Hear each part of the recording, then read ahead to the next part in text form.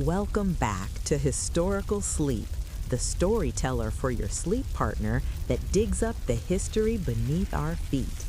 If you love stories about small towns with big secrets, don't forget to hit that subscribe button so you never miss an episode and can follow Ilara's journey in real time. Long before highways stretched across the continent and long before neon signs brightened American evenings, the young nation was a landscape of small settlements, open fields, and long, gentle horizons. These places grew quietly, shaped not by grand ambitions, but by the measured rhythm of everyday life. The people who lived there, farmers, millers, carpenters, bakers, and traveling merchants, rarely sought glory. What they did seek, however, was a sense of continuity, the feeling that their daily efforts mattered in some lasting way. And so, in a humble and somewhat unexpected way, the origins of America's most ordinary monuments began to take form. Unlike the marble commemorations of generals or scholars, these monuments were different. They did not celebrate monumental victories, nor did they stand to honor dramatic heroes. Instead, they celebrated the simple objects that had carried communities through seasons of hardship and harvest alike. Things like lanterns, spoons, brooms, and wooden buckets. The idea may seem unusual today, but at the time, it felt both sensible and comforting. The earliest surviving records point to a small settlement in what is now rural Pennsylvania. In the early 1800s, the town was a peaceful place of slow mornings, wooden fences, and quiet summer fields. People there valued the predictable rhythm of ordinary tasks, the sweep of a broom across a porch, the clatter of a spoon in a kitchen, the soft glow of a lantern on a still winter night. These objects were not merely tools, but symbols of the steady work that kept families warm, fed, and connected. As the town grew, the citizens sought a way to honor their shared identity, something that reflected their modest but meaningful way of life. After many community gatherings, most held outdoors under tall oak trees, they decided to create a monument. Not a statue of a historical figure, but something that represented the calm and comfort of their routines. After weeks of discussion, they finally chose the object that seemed to appear in every home, every morning, every evening, a wooden spoon. The idea of erecting a monument to a spoon might have seemed humorous to outsiders, but within the town, it carried a quiet depth. A spoon stirred stews during long winters, measured flour for summer baking, and served meals during celebrations. It was a symbol of nourishment, family, and patience. The task of creating the monument fell to a local carpenter named Elias Turner. Elias was not known for bold artistic expression, but he was admired for the gentleness of his craft. Every piece of wood he shaped seemed to carry the calm of his character. When he accepted the task of carving a large wooden spoon statue, he approached it not with grandeur, but with deep respect. Elias chose a large piece of locally harvested oak, aged and sturdy. For months he worked in his workshop on the edge of town, where a small window faced a meadow full of tall grass that swayed with every passing breeze. He shaped and smoothed, sanded and carved, until the long wooden spoon grew into a towering form, quiet, steady, and unexpectedly beautiful.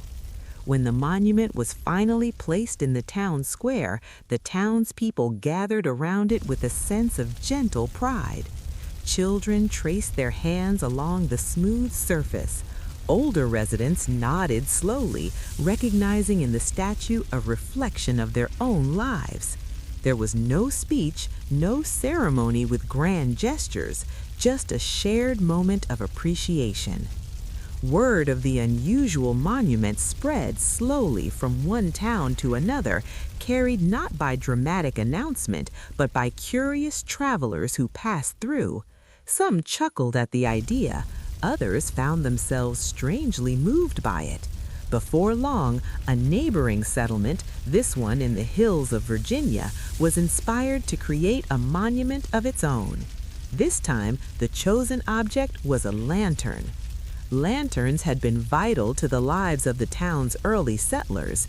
They guided late-night travelers home, illuminated family gatherings, and offered comfort during storms. The lantern monument was crafted from metal and wood, built by a blacksmith who had spent decades repairing farm tools and household items. His monument stood as tall as a man, with intricate details etched carefully into its frame. At sunrise and sunset, the soft golden light would reflect off the metal, giving the impression that the lantern itself was glowing. As more towns learned of these efforts, the idea spread, not as a coordinated movement, but as an organic expression of identity. Each community selected an object that carried quiet meaning for them. A fishing village on the coast of Maine built a monument to a simple wooden buoy, painted in faded colors to resemble the markers that guided fishermen home. A small farming settlement in Ohio crafted a statue of a well-worn broom, symbolizing the comfort of clean homes and orderly lives. Each monument had its own story, shaped by the people who made it and the environment in which it stood. Though ordinary in material, they became extraordinary in meaning. These statues reflected the shared belief that tranquility could be found in the familiar, the simple, and the unremarkable. By the mid-1800s, the movement had grown quietly across the country. Historians later called it the monotony era, not as an insult, but as an affectionate nod to the soothing uniformity these monuments represented. They became landmarks that didn't demand attention, but welcomed it softly, like a gentle breeze across an old porch.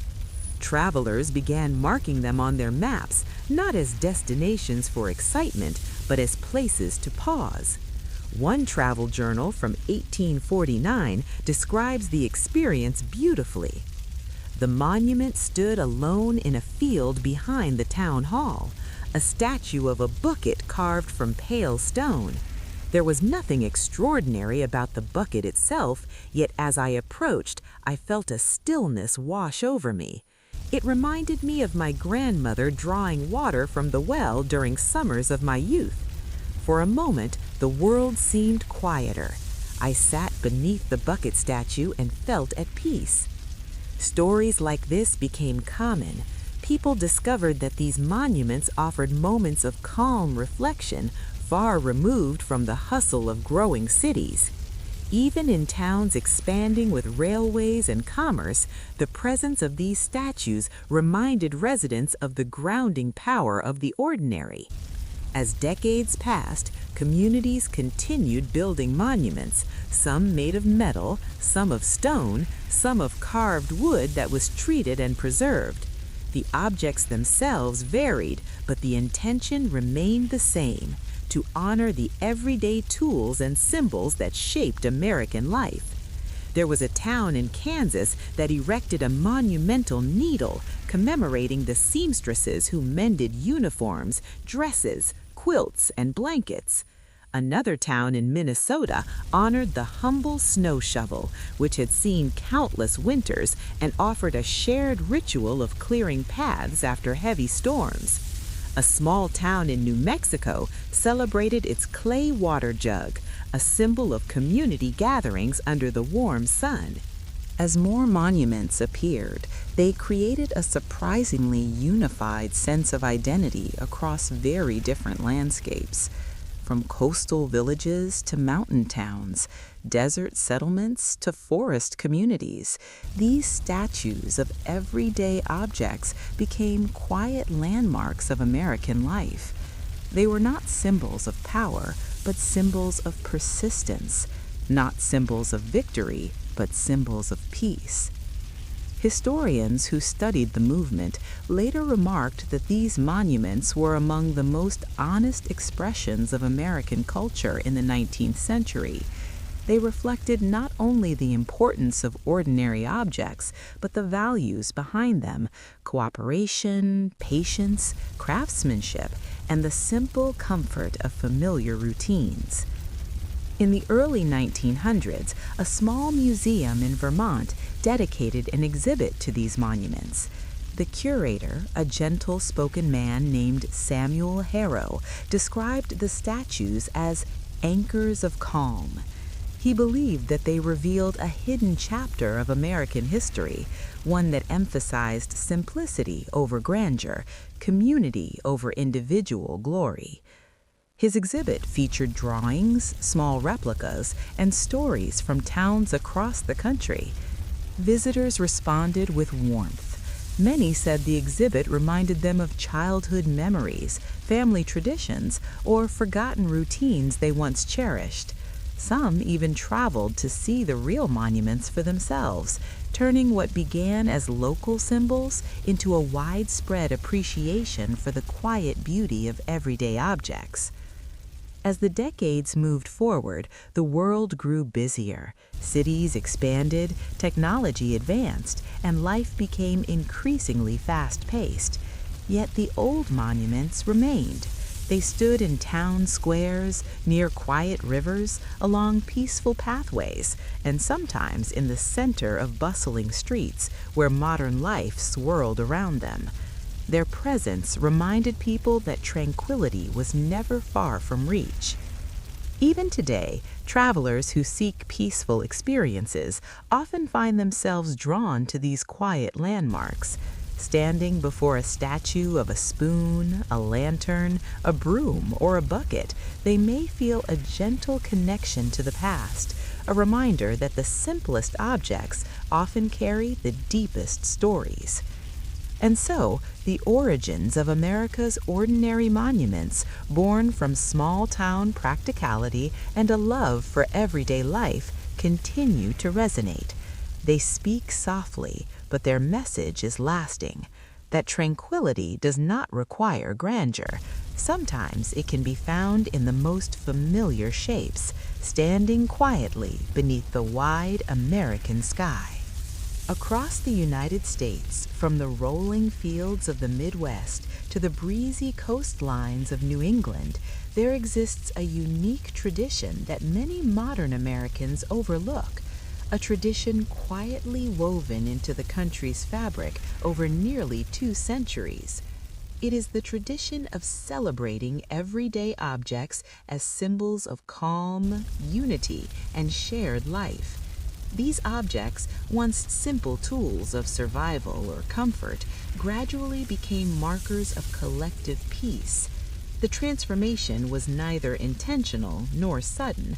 Rather, it evolved gently over generations, carried by communities who found comfort in the familiar and spiritual steadiness in the ordinary. To understand how this transformation happened, one must return to the early 1800s, when America was still a young nation, scattered with small settlements separated by forests, rivers, and great stretches of quiet countryside. Life in these places was predictable in ways that modern life rarely is. People rose with the sun, worked according to the rhythm of seasons, and gathered in the evenings near firelight or lantern glow. Tools were cherished not for luxury but for reliability. A broom that swept a family's floor for 20 years held memories. A lantern that lit winter nights became a silent witness to countless stories. In these communities, calm was not pursued as an idea, it simply emerged from the steady flow of daily tasks. The more an object supported that rhythm, the more affection it gathered over time. This is where the earliest seeds of symbolic meaning began. One of the most notable examples came from a hillside village in Vermont. The community was tight-knit, surrounded by maple groves and earth that stayed soft beneath melting snow. Among them lived a schoolteacher named Margaret Harlow, known for her soft voice and gentle presence. She often told her students that peace did not always live in grand places. Sometimes it lived in the scrape of a chair, the creak of a door, or the steady glow of an old lamp. One winter, after a particularly harsh storm that left the village's main road buried under deep snow, the townspeople gathered to clear a path. As they worked, Margaret noticed something. Every family in the village used the same type of wooden-handled shovel. Smooth from years of gripping, marked by seasonal labor, these shovels were dependable companions during the hardest months. To Margaret, the object represented the community's resilience and unity. Her observation inspired what would later be seen as one of the earliest symbolic dedications to an everyday object. In the spring thaw, the village gathered for a small celebration, part festival, part community meeting. Margaret shared her thoughts about the humble shovel and suggested creating a small carving, not as a monument to hardship, but as a tribute to the quiet strength found in communal routines. The community agreed, and a local woodworker carved a modest statue of a snow shovel to be placed near the town hall. It wasn't grand or imposing, it stood barely taller than a child. Yet every resident who walked past it recognized its meaning. News of this symbolic gesture spread slowly, carried by travelers who found the idea charming. As they continued their journeys, they shared the story in other towns, planting the first seeds of what would become a nationwide tradition. Meanwhile, in a river town in Missouri, a similar but completely independent movement was unfolding. The town relied heavily on its water supply, which was stored and carried in large clay jugs crafted by a local potter named Calvin Reeves. Calvin was an older man by the mid-1830s, with hands that trembled slightly from years of shaping clay. Though his work never traveled far, it was treasured in every household. One summer, after Calvin passed away peacefully in his sleep, the community felt a deep need to honor him. Yet he had been a quiet man, uninterested in attention or praise. The townspeople wanted to remember him in a way that reflected his spirit, humble, steady, and deeply connected to their way of life. After much discussion, they chose to honor not the man directly, but the object he had shaped more times than anyone could count, the clay water jug. They commissioned Calvin's apprentice, a young artist named Eliza, to craft a large clay monument shaped like the jugs that filled their homes. When the jug was fired and placed near the riverbank, it became a gentle symbol of the comfort he had offered the community through simple craftsmanship. This pattern of using everyday objects as vessels of memory and calm continued to spread. Sometimes the origin was a beloved artisan, other times it was a shared experience, such as a harvest, a storm, or a communal celebration. But always the chosen objects were familiar, humble, and deeply embedded in the town's daily life.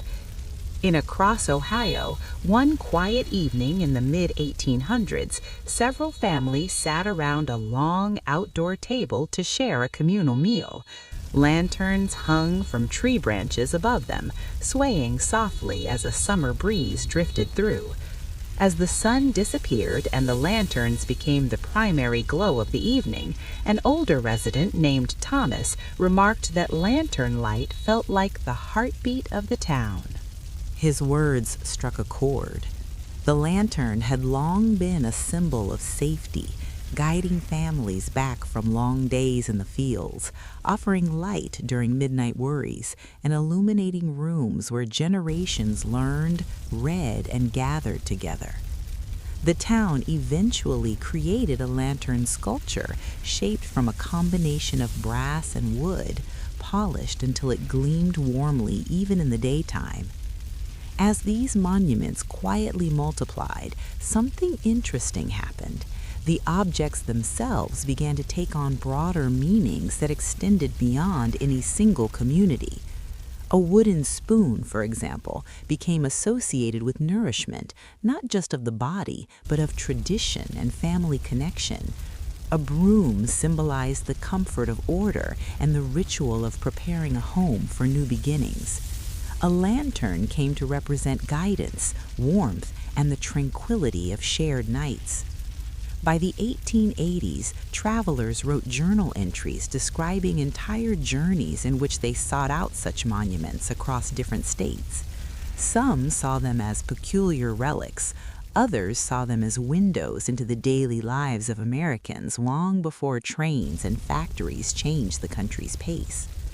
A writer named Henry Clark published a collection of essays titled Quiet America, in which he described his experiences visiting these humble monuments. He wrote, "There is something soothing about standing before a statue of a wooden bucket in a town square. The object, so simple and so honest, holds more history than one might expect. It reminds us that peace often hides in repetition, in the motions we know by heart, in the tools that shape our days." Henry's essays helped popularize the notion that everyday objects could symbolize not only local heritage, but also national calm. His books circulated widely, inspiring cities and towns across the growing nation to reflect on their own traditions. Some created new monuments, others restored or reimagined old ones. For example, a coastal town in Oregon built a monument to the simple driftwood log, a silent companion of the sea that washed ashore year after year. Families there had long used driftwood to build campfires, mark trails, and craft toys and tools. The monument became a gentle tribute to the relationship between people and shoreline. In the Appalachian Mountains, a community honored the woven basket, a tool that had carried everything from apples to herbs, passed between generations and brought families together for harvest gatherings. In Louisiana, where cooking traditions were strong and deeply rooted, locals created a statue of a large wooden stirring paddle used in big iron pots to make community meals. As the objects grew in symbolic meaning, so did the nation's appreciation for what they represented. These were not consumer goods or decorations, they were symbols of patience, craftsmanship, and the quiet routines that shaped American culture. They evoked a sense of calm because they reminded people of slow evenings, familiar chores, shared meals, and moments where time felt unhurried. By the early 1900s, scholars began documenting these monuments as a cultural pattern. Some argued that America's appreciation for everyday objects stemmed from its long history of rural and frontier living, where simplicity and resourcefulness were paramount. Others believed it reflected a collective nostalgia for the early years of the nation, when communities were smaller, days were quieter, and life unfolded in predictable cycles. Museums soon followed the scholars' interest. Exhibits titled Objects of the American Hearth or Tools of Early Tranquility featured replicas and photographs of these monuments. Visitors would walk through carefully arranged rooms that recreated modest kitchens, workshops, or outdoor spaces from the 1800s. The exhibits weren't dramatic. They didn't rely on bright lights or loud presentations. Instead, they embraced the quiet, the soft hum of history, the slow rhythm of memory. In these museum spaces, observers often found themselves slowing down, breathing more deeply, and remembering the smells, sounds, and textures of their own childhood homes. That was the power these everyday objects held. They connected people to their roots, grounding them in the gentle comforts of the past. Today, while the pace of modern life is much faster than it was centuries ago, the symbolic tradition remains alive. Some towns still build statues of their most meaningful tools or household objects. Others simply preserve the old ones, lovingly maintaining them as part of their heritage. Travelers continue to encounter them unexpectedly: a stone apple press in a New York orchard town, a metal fishing hook sculpture in a coastal village, a rocking chair in a Tennessee mountain community. many people pause before them without fully understanding why they feel calmer in their presence. The reason is simple. These objects represent life at its most human, not hurried, not complicated, but steady and familiar.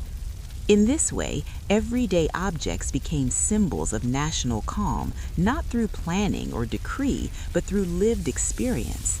They remind Americans of a time when families gathered around wooden tables, when homes were lit by lantern glow, when the sound of sweeping floors signaled the end of the day. These objects carry stories, stories of work, care, hope, and continuity. They show that tranquility doesn't always need mystery or grandeur.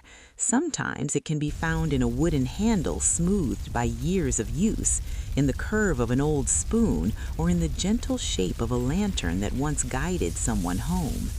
And so the tradition continues, quiet, unassuming, and deeply rooted in the American spirit, a gentle reminder that peace often lives in the simplest things. In the early decades of the 19th century, when the United States was still finding its shape and character, there lay a small, unassuming settlement tucked between gentle hills and a winding brook in what is now central Pennsylvania. The town, called Willow Creek, appeared on no major maps of the period. Few travelers ever passed through it except those who deliberately sought quiet spaces and calmer roads. Willow Creek was the type of place where life unfolded slowly, where the whisper of wind through tall grasses was as familiar as a neighbor's greeting. The town did not boast grand architecture or bustling markets. Instead, it thrived on simplicity: wooden houses with slanted roofs, gardens filled with herbs and vegetables, and a single main road lined with lantern posts that glowed softly at dusk. Within these peaceful surroundings, the people of Willow Creek built their lives around steady routines, tending fields, baking bread, raising children, and gathering around kitchen tables for evening meals. It was in kitchens, more than anywhere else, that the town's quiet rituals took shape, and in each of these kitchens there rested a tool so ordinary, so woven into the rhythm of daily life, that no one thought much about it, until the day it became the centerpiece of one of the most unusual and beloved traditions in American history. That object was the wooden spoon. Wooden spoons were found in every home, hanging from hooks, resting in ceramic jars, or nestled in drawers beside cloth napkins and metal forks. They stirred stews on cold evenings, mixed dough on early mornings, and served the simplest and most comforting meals. Over countless seasons, the spoon had become more than a utensil. To the people of Willow Creek, though they didn't yet speak of it, it was a companion in nearly every shared moment. The origins of the town's fascination with the humble spoon can be traced to one family, the Harpers. The Harper family lived in a warm, slightly crooked cottage at the southern end of Willow Creek. The head of the household, Abigail Harper, was a well-known cook whose meals brought comfort to neighbors during celebrations, harvests, and difficult winters. Abigail was not famous in any distant places, but within Willow Creek, she held a quiet influence. Her soups, breads, and pies were treasured not because they were extravagant, but because they were familiar, hearty, and made with care. What most people associated with Abigail, however, was not a specific dish, but the spoon she used while preparing it. The spoon, a well-worn, smooth-handled piece of maple wood, had belonged to her mother and her grandmother before that. It was polished by years of stirring, its bowl darkened from countless meals. When Abigail cooked, the spoon moved with a rhythm that felt almost musical. Locals often remarked that when she stirred a pot, it seemed as though the entire room settled into a calmer state. One autumn evening, after a successful harvest festival, the families of Willow Creek gathered in Abigail's home to share a warm stew. After hours of storytelling and laughter, Abigail placed the spoon on the table beside the empty pot. Someone joked, half seriously, that the spoon had fed half the town. It was then that her neighbor, a thoughtful man named Leonard Briggs, observed quietly, "This spoon has seen more life in Willow Creek than any one of us." The room fell into a moment of reflection. Though spoken lightly, Leonard's remark carried a truth that everyone felt. The spoon was a witness, an object that had been present through years of birthdays, harvests, winters, weddings, and quiet nights when families sought comfort in shared meals. It wasn't long before the townspeople began talking about the spoon with a kind of affectionate reverence. Some joked that it deserved a place of honor. Others suggested it represented the heart of the community's identity. These conversations grew over the following weeks. Willow Creek had long been a place of modest pride, a town where people valued what they could build with their own hands. The idea of honoring a wooden spoon, a symbol of nourishment, warmth, and home, felt strangely appropriate. By the winter of that same year, the idea had taken hold. Willow Creek would build a monument to the spoon. At first, it seemed impractical. After all, no American town had ever built a monument dedicated to an everyday kitchen utensil. But once the idea had settled into people's minds, it refused to leave. They began discussing not the question of should we, but how should we? A town meeting was held in the small community hall, warmed by a wood-burning stove that crackled gently as people debated. Some suggested replicating Abigail's spoon exactly. Others insisted the monument should be larger than life, made from the strongest wood they could source. And Abigail herself, though modest and slightly embarrassed by the attention, agreed that if a monument were to be built, it shouldn't honor her, but the object itself, an emblem of the life they all shared. At last, the town decided. The monument would be carved from a single piece of local oak and stand tall enough to be seen from the main road. Not imposing, but unmistakable, a symbol of simple comfort. The task of creating the monument fell to the town's carpenter, a quiet and thoughtful craftsman named Elias Turner. Elias was respected not only for his skill, but for the way he approached his work, with patience, humility, and a deep appreciation for the materials he used. When he accepted the task, he promised that the monument would reflect the heart of Willow Creek, not through grandeur, but through care. Elias selected a sturdy oak tree from the forest outside town, a tree that had weathered years of storms and sunlight. With the help of a few volunteers, he cut the tree respectfully and transported it to his workshop. For months, he worked by lamplight, carving slowly and methodically. The sound of his tools became a familiar rhythm in the town, a steady tapping and scraping that drifted across the fields. Children often peeked through the workshop windows, trying to catch a glimpse of the spoon taking shape. Elias would smile, but keep working, carving each curve with intention.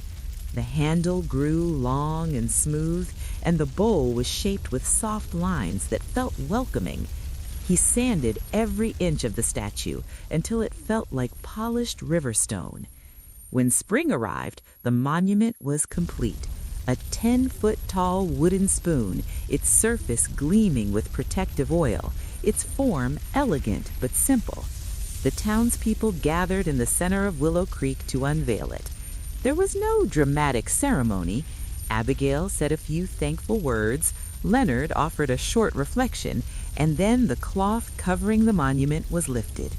Sunlight softened across the wood, creating a warm, golden glow. The crowd stood in silence for a few moments, taking in the sight. Many felt an unexpected wave of familiarity, as though the monument reminded them of every meal they had shared, every winter they had endured, and every gathering that had brought the town together. Travelers passing through soon noticed the unusual statue.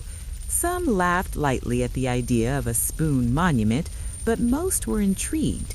They would stop by the town square to read the small plaque at its base. In honor of the quiet work that nourishes us, Willow Creek 1827. As word spread, Willow Creek became known informally as the town of the spoon, and slowly the idea of honoring ordinary objects gained traction in nearby settlements.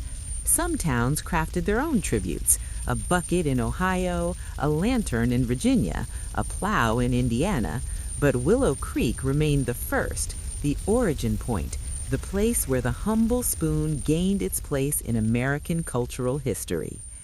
Years passed, and life in Willow Creek continued its gentle rhythm. The spoon monument stood through rain and snow, receiving fresh protective coats each summer. Children grew up touching the base of the spoon for good luck before school. Farmers leaned against it to rest during market days, and travelers stopped to admire its simplicity. By the early 1900s, historians began studying the phenomenon. Some visited Willow Creek to understand what motivated the town. They interviewed elderly residents who remembered the early days, listened to stories about Abigail and Leonard and Elias, and wrote essays about the deeper meaning of everyday objects in American identity. One historian, Dr. Rosalind Carter, described the monument as a portrait of the ordinary, writing, "In a world that often celebrates the exceptional, Willow Creek honored the familiar. Its spoon monument reminds us that peace, nourishment, and continuity are built from the simplest acts." The spoon monument continued to inspire new generations. It became the centerpiece of annual festivals, quiet gatherings, and town photographs that families kept for decades. Even as the country modernized, introducing electricity, automobiles, and rapid communication, Willow Creek's spoon remained a quiet reminder of a slower era. By the early 21st century, the monument had been carefully preserved for nearly 200 years. Its wood had darkened with age, but its spirit had not dimmed. Tourists arrived with cameras and notebooks, though most left with something deeper than a picture: a sense of calm. Some reported that standing before the spoon made them think of their own family kitchens, the smells of warm meals, the sound of stirring, the comfort of home. The spoon had become more than a symbol of Willow Creek. It had become a symbol of universality, of how the simplest object can tie generations together. And so, the first town to honor the humble spoon did far more than build a monument. Willow Creek built a legacy of peaceful appreciation, one that stretched far beyond its borders and seeped into the American imagination. Today, visitors strolling through the quiet town square still find the spoon standing tall, weathered yet strong. Children trace the smooth handle just as their grandparents did. Locals gather on benches nearby, enjoying the shade of trees planted long after the monument was raised. And if one listens closely, perhaps in the gentle hush of late afternoon, the spoon seems to echo the heartbeat of the town, a reminder that quiet objects, used with care and shared over time, can become the most enduring symbols of calm. In towns and cities across America, there are monuments that tell stories not of war or conquest, nor of presidents or generals, but of something quieter, gentler, and profoundly human: the tools of daily life. These monuments, crafted with care and intention, honor the work that forms the backbone of communities, the ordinary labor performed by ordinary people. They are not flashy or grandiose. They are quiet, reflective, and deeply rooted in memory and experience.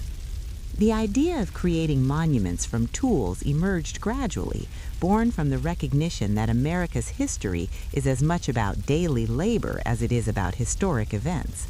From the wooden plow that tilled fields in Iowa to the blacksmith's hammer in Pennsylvania, from the farmer's rake to the carpenter's chisel, these objects shaped the rhythm of American life.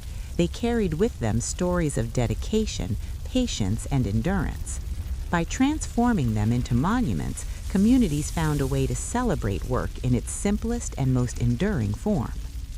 Early examples of tool-based monuments appeared in small towns. In Vermont, a retired carpenter named Amos Fletcher proposed carving a giant wooden mallet to commemorate the countless artisans who had built the town's homes and furniture. People laughed at first, thinking it was an odd idea, but the concept resonated.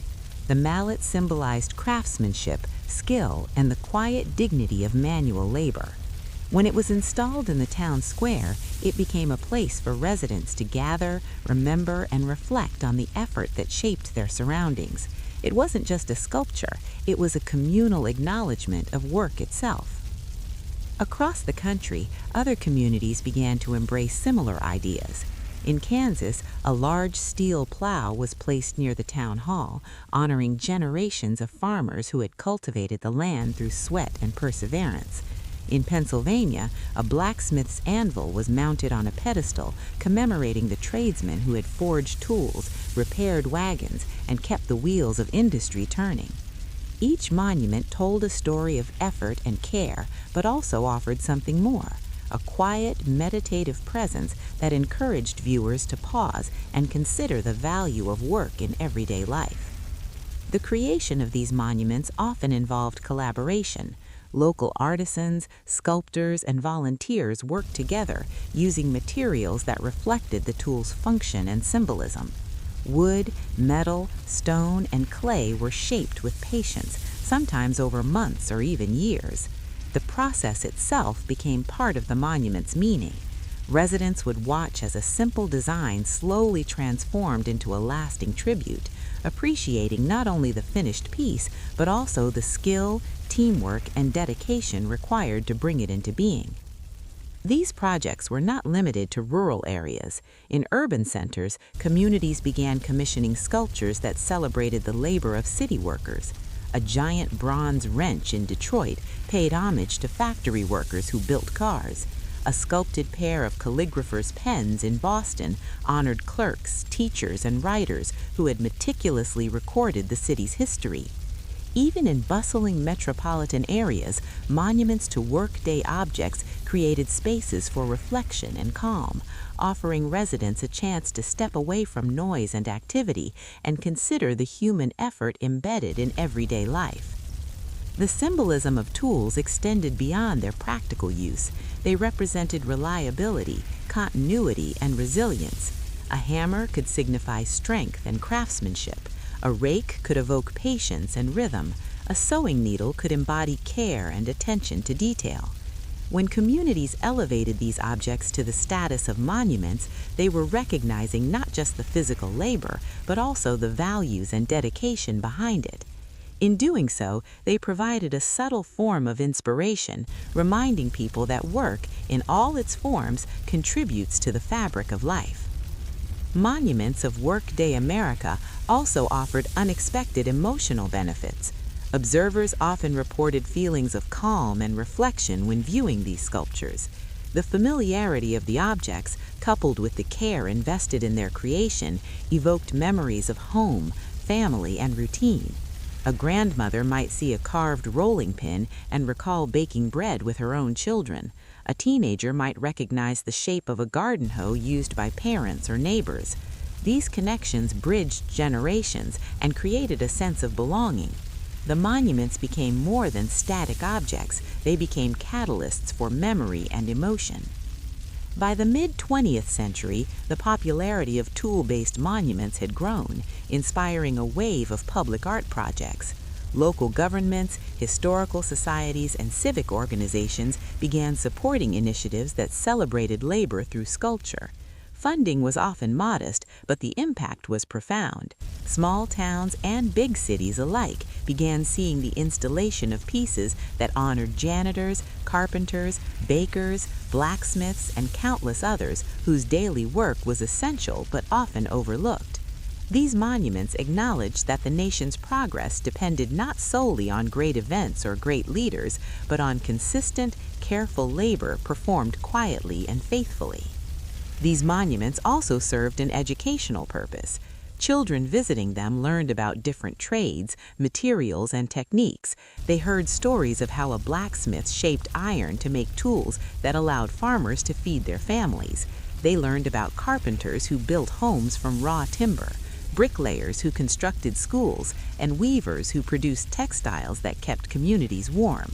The tools became touchstones for understanding effort, skill, and community life. One historian, Dr. Rosalind Carter, described the monument as a portrait of the ordinary, writing, "In a world that often celebrates the exceptional, Willow Creek honored the familiar. Its spoon monument reminds us that peace, nourishment, and continuity are built from the simplest acts." The spoon monument continued to inspire new generations. It became the centerpiece of annual festivals, quiet gatherings, and town photographs that families kept for decades. Even as the country modernized, introducing electricity, automobiles, and rapid communication, Willow Creek's spoon remained a quiet reminder of a slower era. By the early 21st century, the monument had been carefully preserved for nearly 200 years. Its wood had darkened with age, but its spirit had not dimmed. Tourists arrived with cameras and notebooks, though most left with something deeper than a picture, a sense of calm. Some reported that standing before the spoon made them think of their own family kitchens, the smells of warm meals, the sound of stirring, the comfort of home. The spoon had become more than a symbol of Willow Creek. It had become a symbol of universality, of how the simplest object can tie generations together. And so, the first town to honor the humble spoon did far more than build a monument. Willow Creek built a legacy of peaceful appreciation, one that stretched far beyond its borders and seeped into the American imagination. Today, visitors strolling through the quiet town square still find the spoon standing tall, weathered yet strong. Children trace the smooth handle just as their grandparents did. Locals gather on benches nearby, enjoying the shade of trees planted long after the monument was raised. And if one listens closely, perhaps in the gentle hush of late afternoon, the spoon seems to echo the heartbeat of the town, a reminder that quiet objects, used with care and shared over time, can become the most enduring symbols of calm. In towns and cities across America, there are monuments that tell stories not of war or conquest, nor of presidents or generals, but of something quieter, gentler, and profoundly human, the tools of daily life. These monuments, crafted with care and intention, honor the work that forms the backbone of communities, the ordinary labor performed by ordinary people. They are not flashy or grandiose. They are quiet, reflective, and deeply rooted in memory and experience. The idea of creating monuments from tools emerged gradually, born from the recognition that America's history is as much about daily labor as it is about historic events. From the wooden plow that tilled fields in Iowa to the blacksmith's hammer in Pennsylvania, from the farmer's rake to the carpenter's chisel, these objects shaped the rhythm of American life. They carried with them stories of dedication, patience, and endurance. By transforming them into monuments, communities found a way to celebrate work in its simplest and most enduring form. Early examples of tool-based monuments appeared in small towns. In Vermont, a retired carpenter named Amos Fletcher proposed carving a giant wooden mallet to commemorate the countless artisans who had built the town's homes and furniture. People laughed at first, thinking it was an odd idea, but the concept resonated. The mallet symbolized craftsmanship, skill, and the quiet dignity of manual labor. When it was installed in the town square, it became a place for residents to gather, remember, and reflect on the effort that shaped their surroundings. It wasn't just a sculpture, it was a communal acknowledgement of work itself. Across the country, other communities began to embrace similar ideas. In Kansas, a large steel plow was placed near the town hall, honoring generations of farmers who had cultivated the land through sweat and perseverance. In Pennsylvania, a blacksmith's anvil was mounted on a pedestal, commemorating the tradesmen who had forged tools, repaired wagons, and kept the wheels of industry turning. Each monument told a story of effort and care, but also offered something more, a quiet, meditative presence that encouraged viewers to pause and consider the value of work in everyday life. The creation of these monuments often involved collaboration. Local artisans, sculptors, and volunteers worked together using materials that reflected the tool's function and symbolism. Wood, metal, stone, and clay were shaped with patience, sometimes over months or even years. The process itself became part of the monument's meaning. Residents would watch as a simple design slowly transformed into a lasting tribute, appreciating not only the finished piece, but also the skill, teamwork, and dedication required to bring it into being. These projects were not limited to rural areas. In urban centers, communities began commissioning sculptures that celebrated the labor of city workers. A giant bronze wrench in Detroit paid homage to factory workers who built cars. A sculpted pair of calligraphers' pens in Boston honored clerks, teachers, and writers who had meticulously recorded the city's history. Even in bustling metropolitan areas, monuments to workday objects created spaces for reflection and calm, offering residents a chance to step away from noise and activity and consider the human effort embedded in everyday life. The symbolism of tools extended beyond their practical use. They represented reliability, continuity, and resilience. A hammer could signify strength and craftsmanship. A rake could evoke patience and rhythm. A sewing needle could embody care and attention to detail. When communities elevated these objects to the status of monuments, they were recognizing not just the physical labor, but also the values and dedication behind it. In doing so, they provided a subtle form of inspiration, reminding people that work, in all its forms, contributes to the fabric of life. Monuments of workday America also offered unexpected emotional benefits. Observers often reported feelings of calm and reflection when viewing these sculptures. The familiarity of the objects, coupled with the care invested in their creation, evoked memories of home, family, and routine. A grandmother might see a carved rolling pin and recall baking bread with her own children. A teenager might recognize the shape of a garden hoe used by parents or neighbors. These connections bridged generations and created a sense of belonging. The monuments became more than static objects. They became catalysts for memory and emotion. By the mid-20th century, the popularity of tool-based monuments had grown, inspiring a wave of public art projects. Local governments, historical societies, and civic organizations began supporting initiatives that celebrated labor through sculpture. Funding was often modest, but the impact was profound. Small towns and big cities alike began seeing the installation of pieces that honored janitors, carpenters, bakers, blacksmiths, and countless others whose daily work was essential but often overlooked. These monuments acknowledged that the nation's progress depended not solely on great events or great leaders, but on consistent, careful labor performed quietly and faithfully. These monuments also served an educational purpose. Children visiting them learned about different trades, materials, and techniques.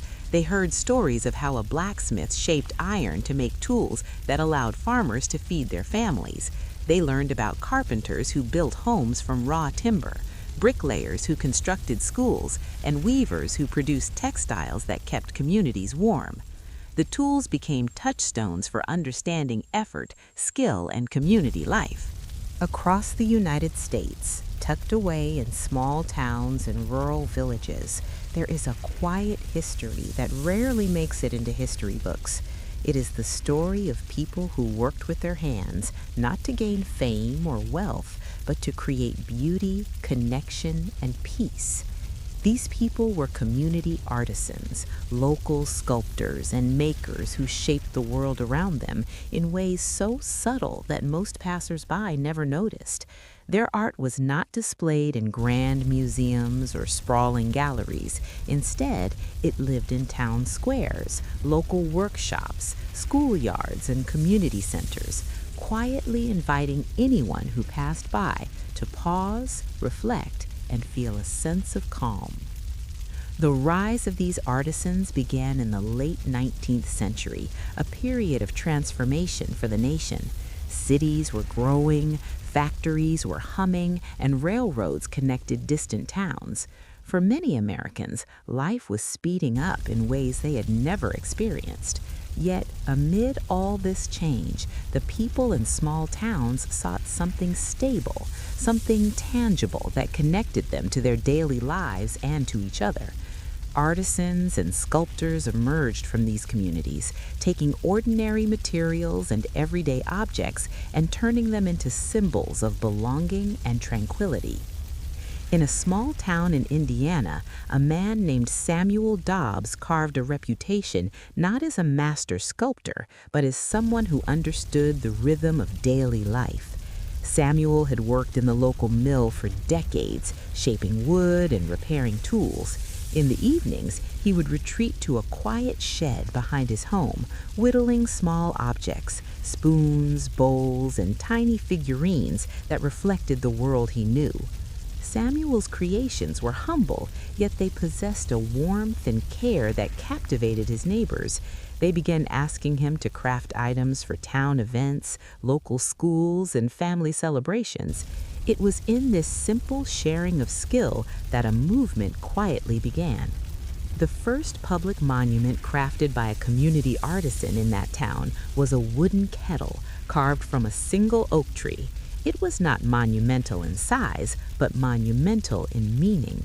The kettle had been a centerpiece in countless kitchens, used to prepare meals for families and neighbors alike. By honoring the kettle in sculpture, the town celebrated more than the object itself. They celebrated shared meals, laughter, and the steady rhythm of daily life. This simple act of artistry resonated deeply with residents. People gathered around it during holidays and community events, reflecting on their own connections to everyday objects.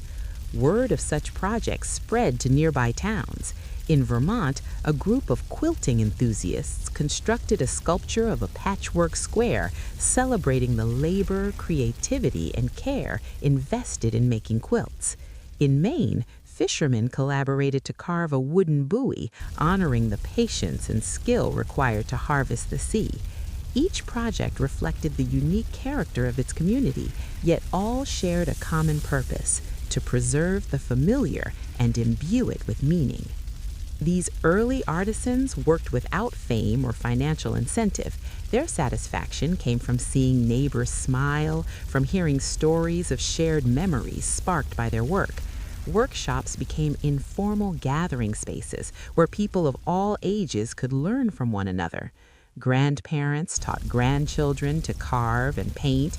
School teachers encouraged students to sculpt small items from clay. Retired blacksmiths shared techniques for molding and shaping metal. It was in this quiet collaboration that the community's creativity flourished. The 1920s and 1930s brought further recognition of these artisans. Scholars and journalists began writing about their work, noting how these local creators contributed to the cultural fabric of towns and villages. While the nation was experiencing the chaos of urbanization and industrialization, these artisans reminded people of the value of slow, deliberate work. Their art was a response to the rapid pace of modern life. By shaping familiar objects into lasting forms, artisans offered their communities a sense of continuity, grounding, and identity. As America faced the challenges of the Great Depression, community artisans played an unexpected role in preserving hope. Monuments and sculptures became symbols of resilience. A carved wooden rake in Kansas reminded farmers of the steady rhythm of planting and harvest, offering reassurance during uncertain times. A clay teapot in Massachusetts reflected the warmth of family gatherings when luxuries were scarce. Through these sculptures, ordinary objects took on extraordinary significance. They were not mere tools or utensils. They were touchstones of comfort, memories, and shared experience. Workshops began to formalize into guilds and societies. These organizations were not exclusive or elite. They were open to anyone who wished to participate. They provided spaces for people to gather, learn, and create together. A retired carpenter could teach a teenager how to carve safely. A school librarian could demonstrate how to make paper sculptures. Even those with little prior experience discovered satisfaction in working with their hands. The act of creation itself became a source of tranquility and connection. Artisans also began experimenting with different materials and techniques, blending traditional methods with modern ideas. In Colorado, a group of sculptors combined reclaimed wood with metal accents to create functional art pieces for public spaces. In Pennsylvania, retired mechanics and metalworkers collaborated with young apprentices to build abstract representations of common tools. Their works captured both utility and beauty, reminding communities that art could grow from everyday experience. By the mid-20th century, community artisans were influencing broader cultural trends. Schools incorporated art programs emphasizing local history and traditional craft.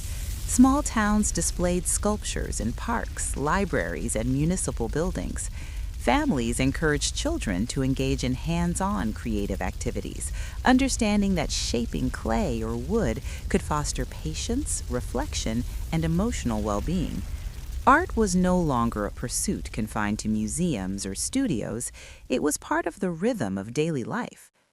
In addition to creating monuments, local sculptors began documenting community history through their work. They carved reliefs depicting historical events, festivals, and local legends. They sculpted figures that represented ordinary townspeople at work and at rest: fishermen mending nets, bakers kneading dough, teachers guiding children. These sculptures captured both the ordinary and the extraordinary, illustrating how daily labor shaped communities and sustained traditions. Visitors to these towns could sense the deep connection between the people and the objects around them, realizing that art was as much about storytelling as it was about aesthetics. The 1960s and 1970s brought renewed interest in the values of local artistry, partly as a response to increasing urbanization and technological change. People began to understand the mental and emotional benefits of hands-on creative work. Psychologists noted that crafting and sculpting helped reduce stress, promote mindfulness, and foster a sense of accomplishment. Community artisans were quietly providing a form of therapy through their work, helping people find calm in the act of creation and contemplation. In modern times, the influence of community artisans and local sculptors has only expanded. Maker spaces, craft collectives, and nonprofit organizations provide spaces for people to explore creative expression, blending traditional skills with contemporary innovation. Workshops teach everything from woodworking and metalworking to ceramics and textile arts. Families bring children to these spaces, passing down traditions and encouraging curiosity. Retirees and volunteers contribute their experience, ensuring that knowledge is preserved and shared. Public spaces now celebrate everyday artistry on a larger scale. Town squares feature sculptures of tools, utensils, and other familiar objects, each chosen for its cultural and emotional significance. Artisans collaborate with landscape designers to create calming environments, incorporating benches, fountains, and gardens alongside sculptures. These spaces invite visitors to slow down, observe, and reflect, allowing art to serve both aesthetic and therapeutic purposes. The legacy of community artisans and local sculptors is also evident in private homes. Americans display hand-carved bowls, hand-painted pottery, and woven textiles, not simply as decoration, but as reminders of continuity, craftsmanship, and care. These objects, created by local artists or inherited through generations, connect individuals to a larger narrative of community, creativity, and resilience. Even in cities dominated by technology and digital culture, the principles championed by these artisans persist.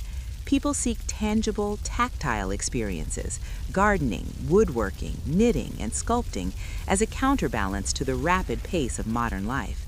The values of patience, attention to detail, and appreciation for the ordinary remain deeply rooted in American culture, reflecting the quiet but enduring impact of local creators. Ultimately, the rise of community artisans and local sculptors tells a story of connection, resilience, and the pursuit of beauty in everyday life. Their work reminds Americans that art is not only found in grand galleries or historic monuments, it is in the objects that shape our homes, towns, and memories. It is in the quiet act of creation, the gentle repetition of hands moving across clay, wood, or metal, and the shared joy of bringing something new into the world. These artisans have left a legacy that continues to influence communities across the country. They demonstrate that art can be accessible, communal, and profoundly grounding. They show that creativity is not only about skill or fame, but about care, attention, and the ability to see beauty in ordinary things. They teach that even small acts of creation can have a lasting impact, fostering calm, connection, and cultural continuity. Through their work, Americans have learned that the ordinary can be extraordinary.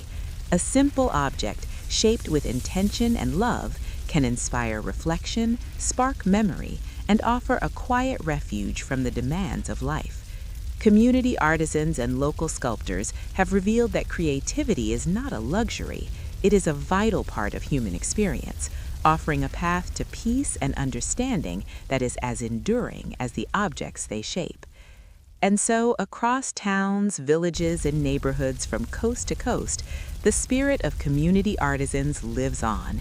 It is evident in workshops filled with the soft rhythm of carving tools, in school projects that encourage hands-on learning, and in public spaces that celebrate the familiar forms that ground everyday life. In honoring the work of local sculptors, communities honor themselves, the labor, care, and imagination that form the quiet foundation of American culture.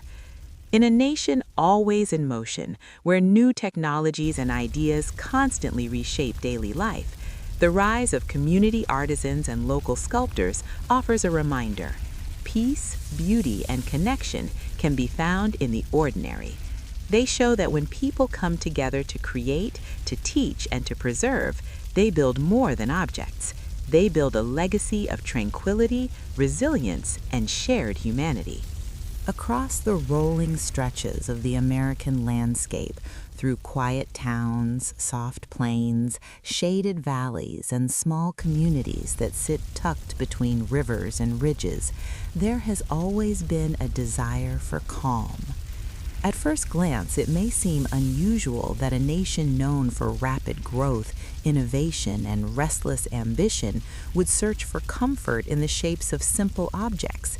Yet, as generations passed and life became louder, busier, and more complicated, Americans increasingly turned their eyes back toward what was familiar.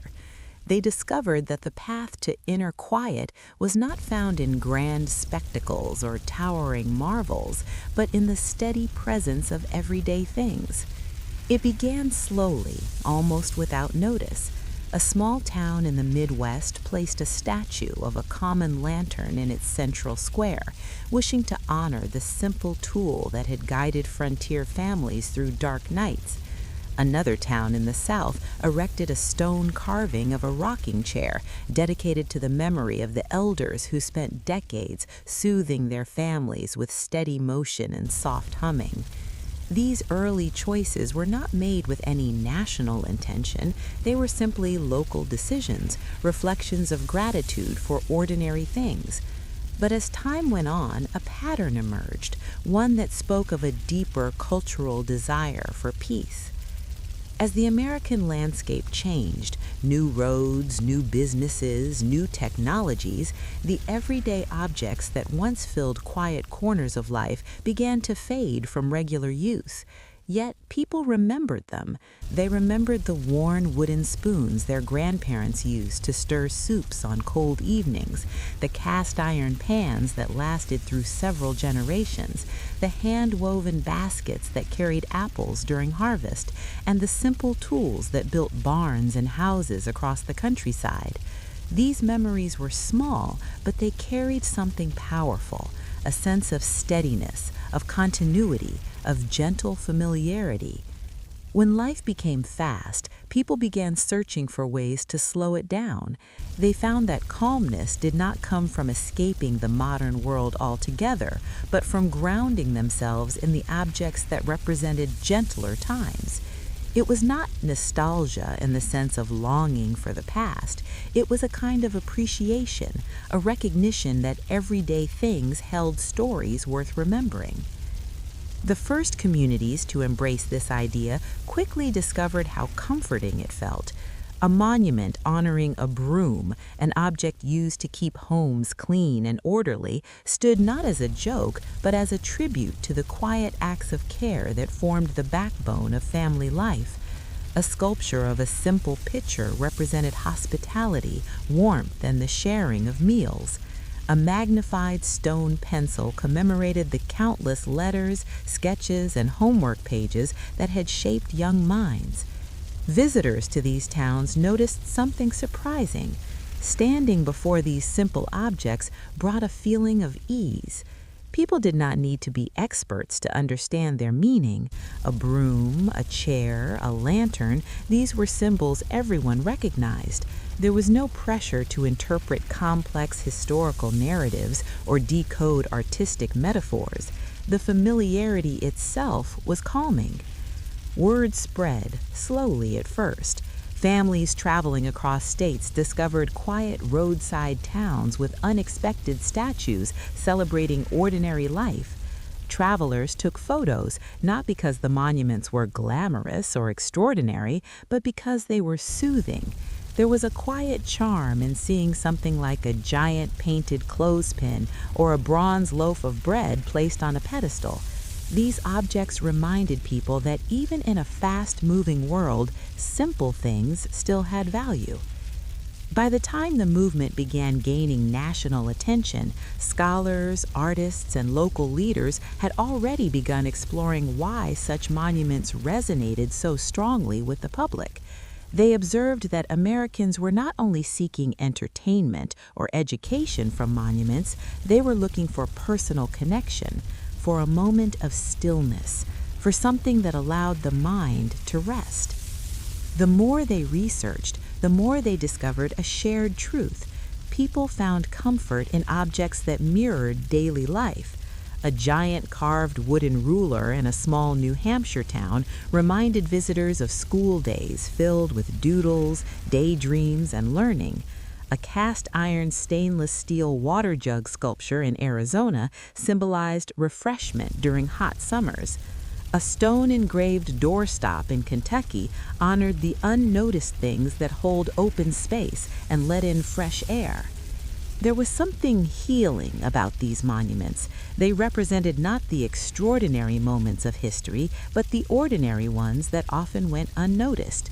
These were the objects that had quietly shaped lives, tools, utensils, household items, and familiar shapes that supported the rhythm of day-to-day living.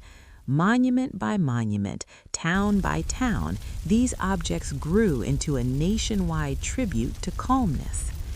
As the movement spread, architects and artisans worked together to design spaces that complemented the monuments. Town squares began incorporating slower pathways, softer lighting, benches positioned to face comforting sculptures, and small gardens planted with herbs that released gentle scents in the evening.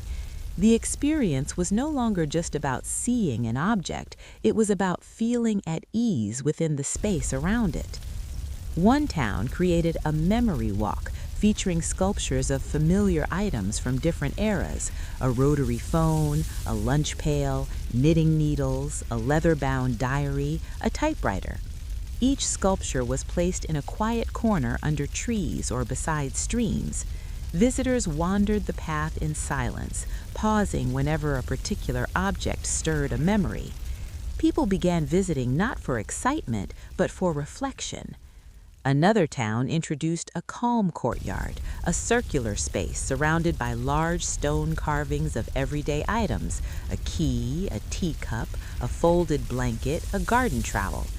Each object had a plaque describing not only its use, but also the emotions tied to it: comfort, rest, nourishment, routine. The courtyard became a quiet gathering place for families, travelers, and older residents who remembered using similar objects decades ago. The monument's greatest strength was not just their simplicity, but their inclusivity. There was no barrier of age, education, or culture. An object like a cup or a doorknob or a candle was something nearly everyone had experienced. Because of this, the monuments encouraged shared stories. Grandparents would point at the sculptures and tell their grandchildren how they once used those items. Travelers from different states discovered common ground in the very objects they saw every day. The monuments were reminders that, despite differences in background or belief, people across the country shared similar daily experiences.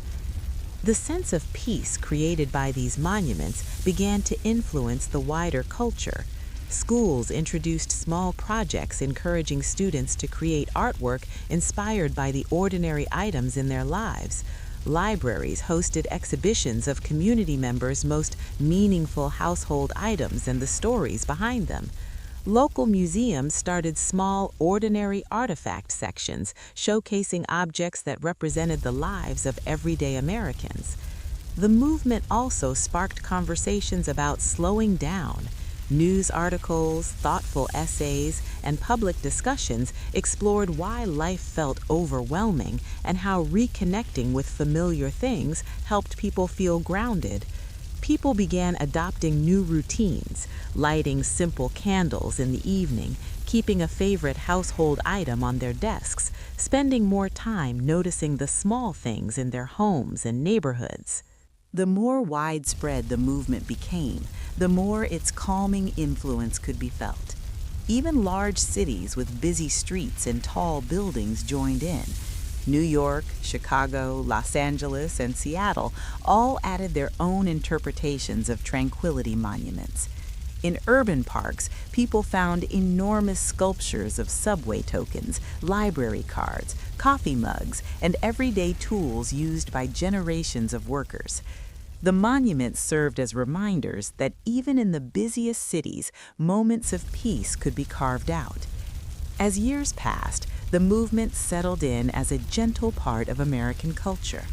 It was not a trend or a short-lived curiosity. It was a way of remembering what mattered.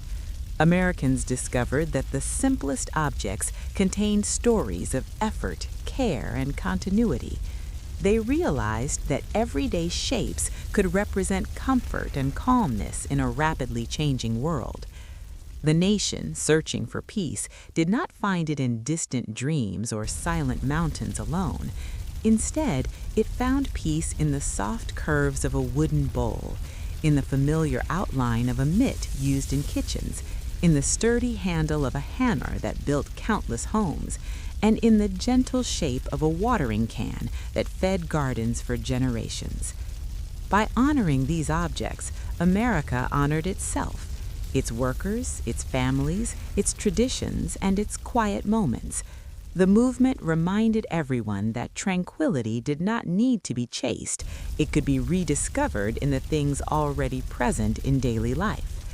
Today, those familiar shapes continue to stand, scattered across the nation. They are visited not for excitement, but for quiet reflection. They do not demand attention, they invite calm. Their presence whispers a simple message to anyone who pauses beside them. Peace is not far away. It lives in the ordinary. It always has. Across the landscape of America, there are monuments that rarely appear in history books or travel guides. They are not carved to commemorate presidents or generals, nor are they meant to attract tourists with grandeur or spectacle. Instead, they quietly honor the hands and hearts of those who built, shaped, and maintained the everyday world. These monuments celebrate craftspeople, blacksmiths, carpenters, weavers, masons, potters, and countless others whose work was essential but often overlooked. They are the unsung figures who gave shape, function, and beauty to communities, whose stories are remembered only in the objects they left behind and the monuments that now stand in tribute to them. The earliest of these monuments often began as modest ideas in small towns. In a quiet village in New Hampshire, an old woodworker named Elias Granger spent decades carving furniture for neighbors, crafting toys for children, and repairing the wooden frames of homes. Though Elias never sought recognition, his work became part of the town's identity.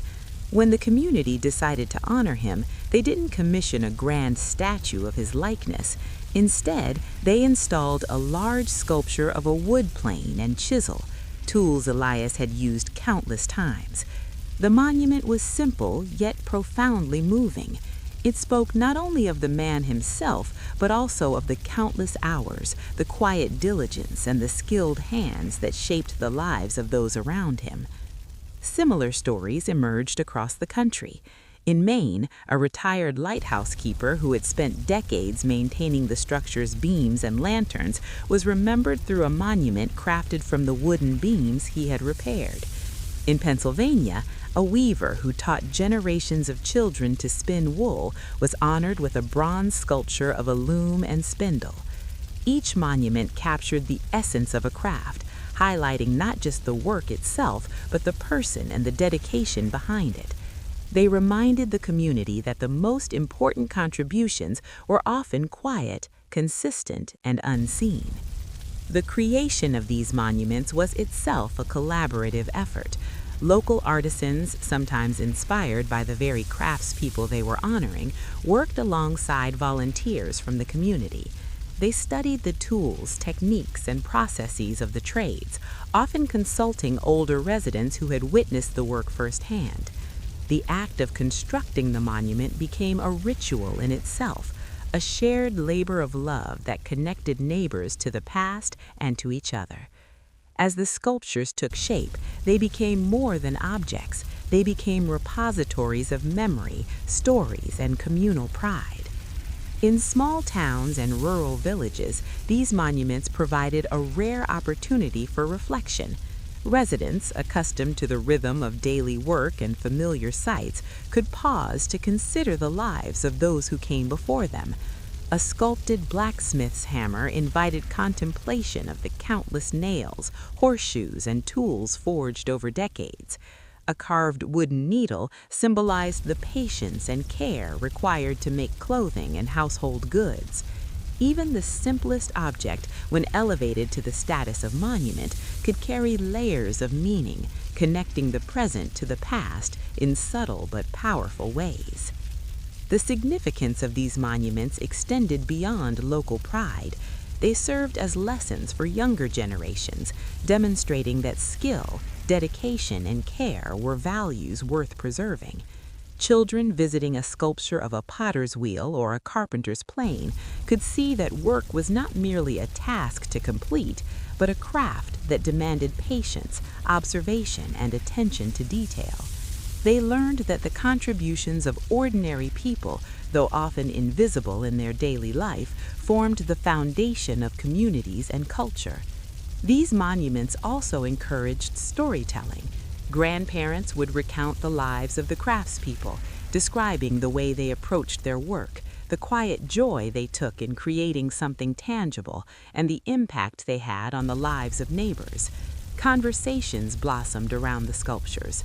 Residents shared their own experiences, connecting with one another through memories of skill, effort, and care. The monuments became touchstones, inviting reflection, conversation, and remembrance. As years passed, the movement to honor forgotten craftspeople gained momentum. Towns and cities recognized the importance of preserving not only physical objects, but also intangible cultural heritage, the knowledge, practices, and values embedded in skilled labor. Museums began collecting tools, textiles, and handcrafted items, often accompanied by oral histories describing the lives of the makers.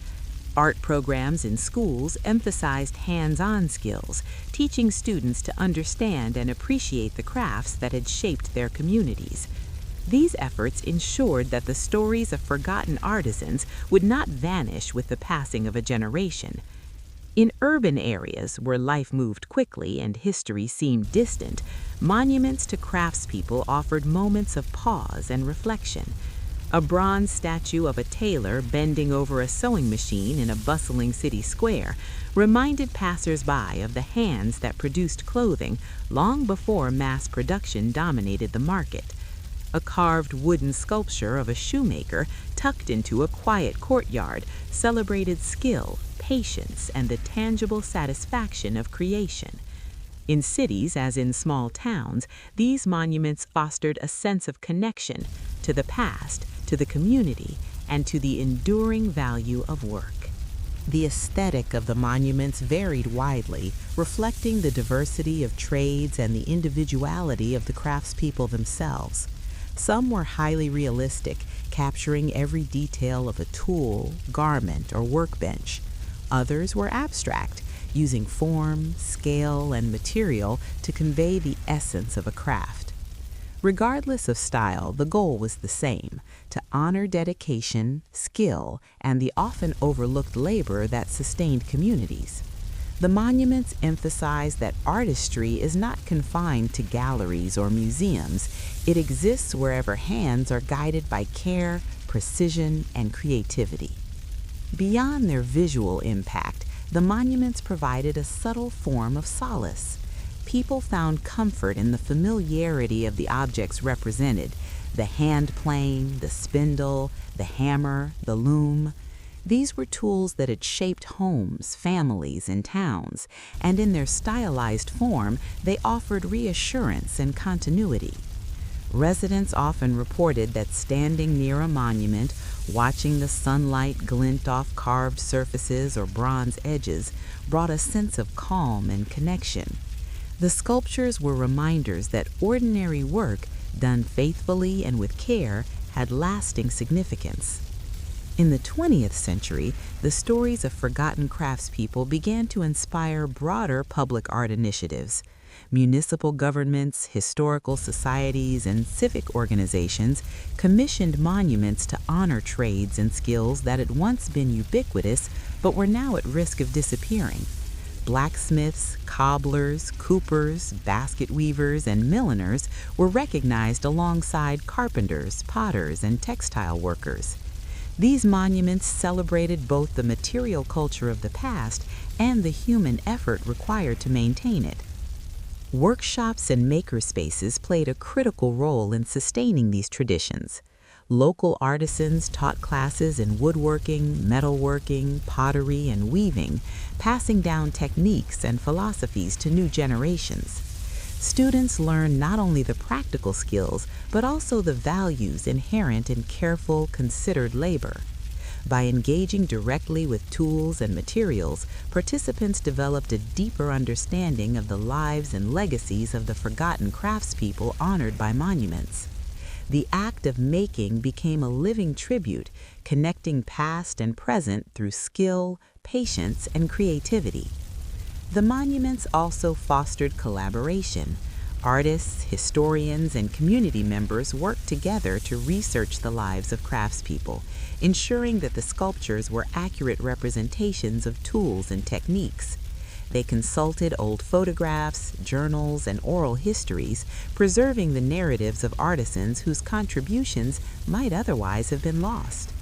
The collaborative process itself reinforced the communal spirit embodied by the monuments, the understanding that work, creation, and remembrance are collective endeavors. Across the nation, these monuments transformed public spaces into areas of reflection and learning. Parks, town squares, and libraries became sites where people could encounter the physical representations of labor and craftsmanship. Children, families, and visitors were encouraged to slow down, observe, and contemplate the skill and dedication that had shaped their surroundings.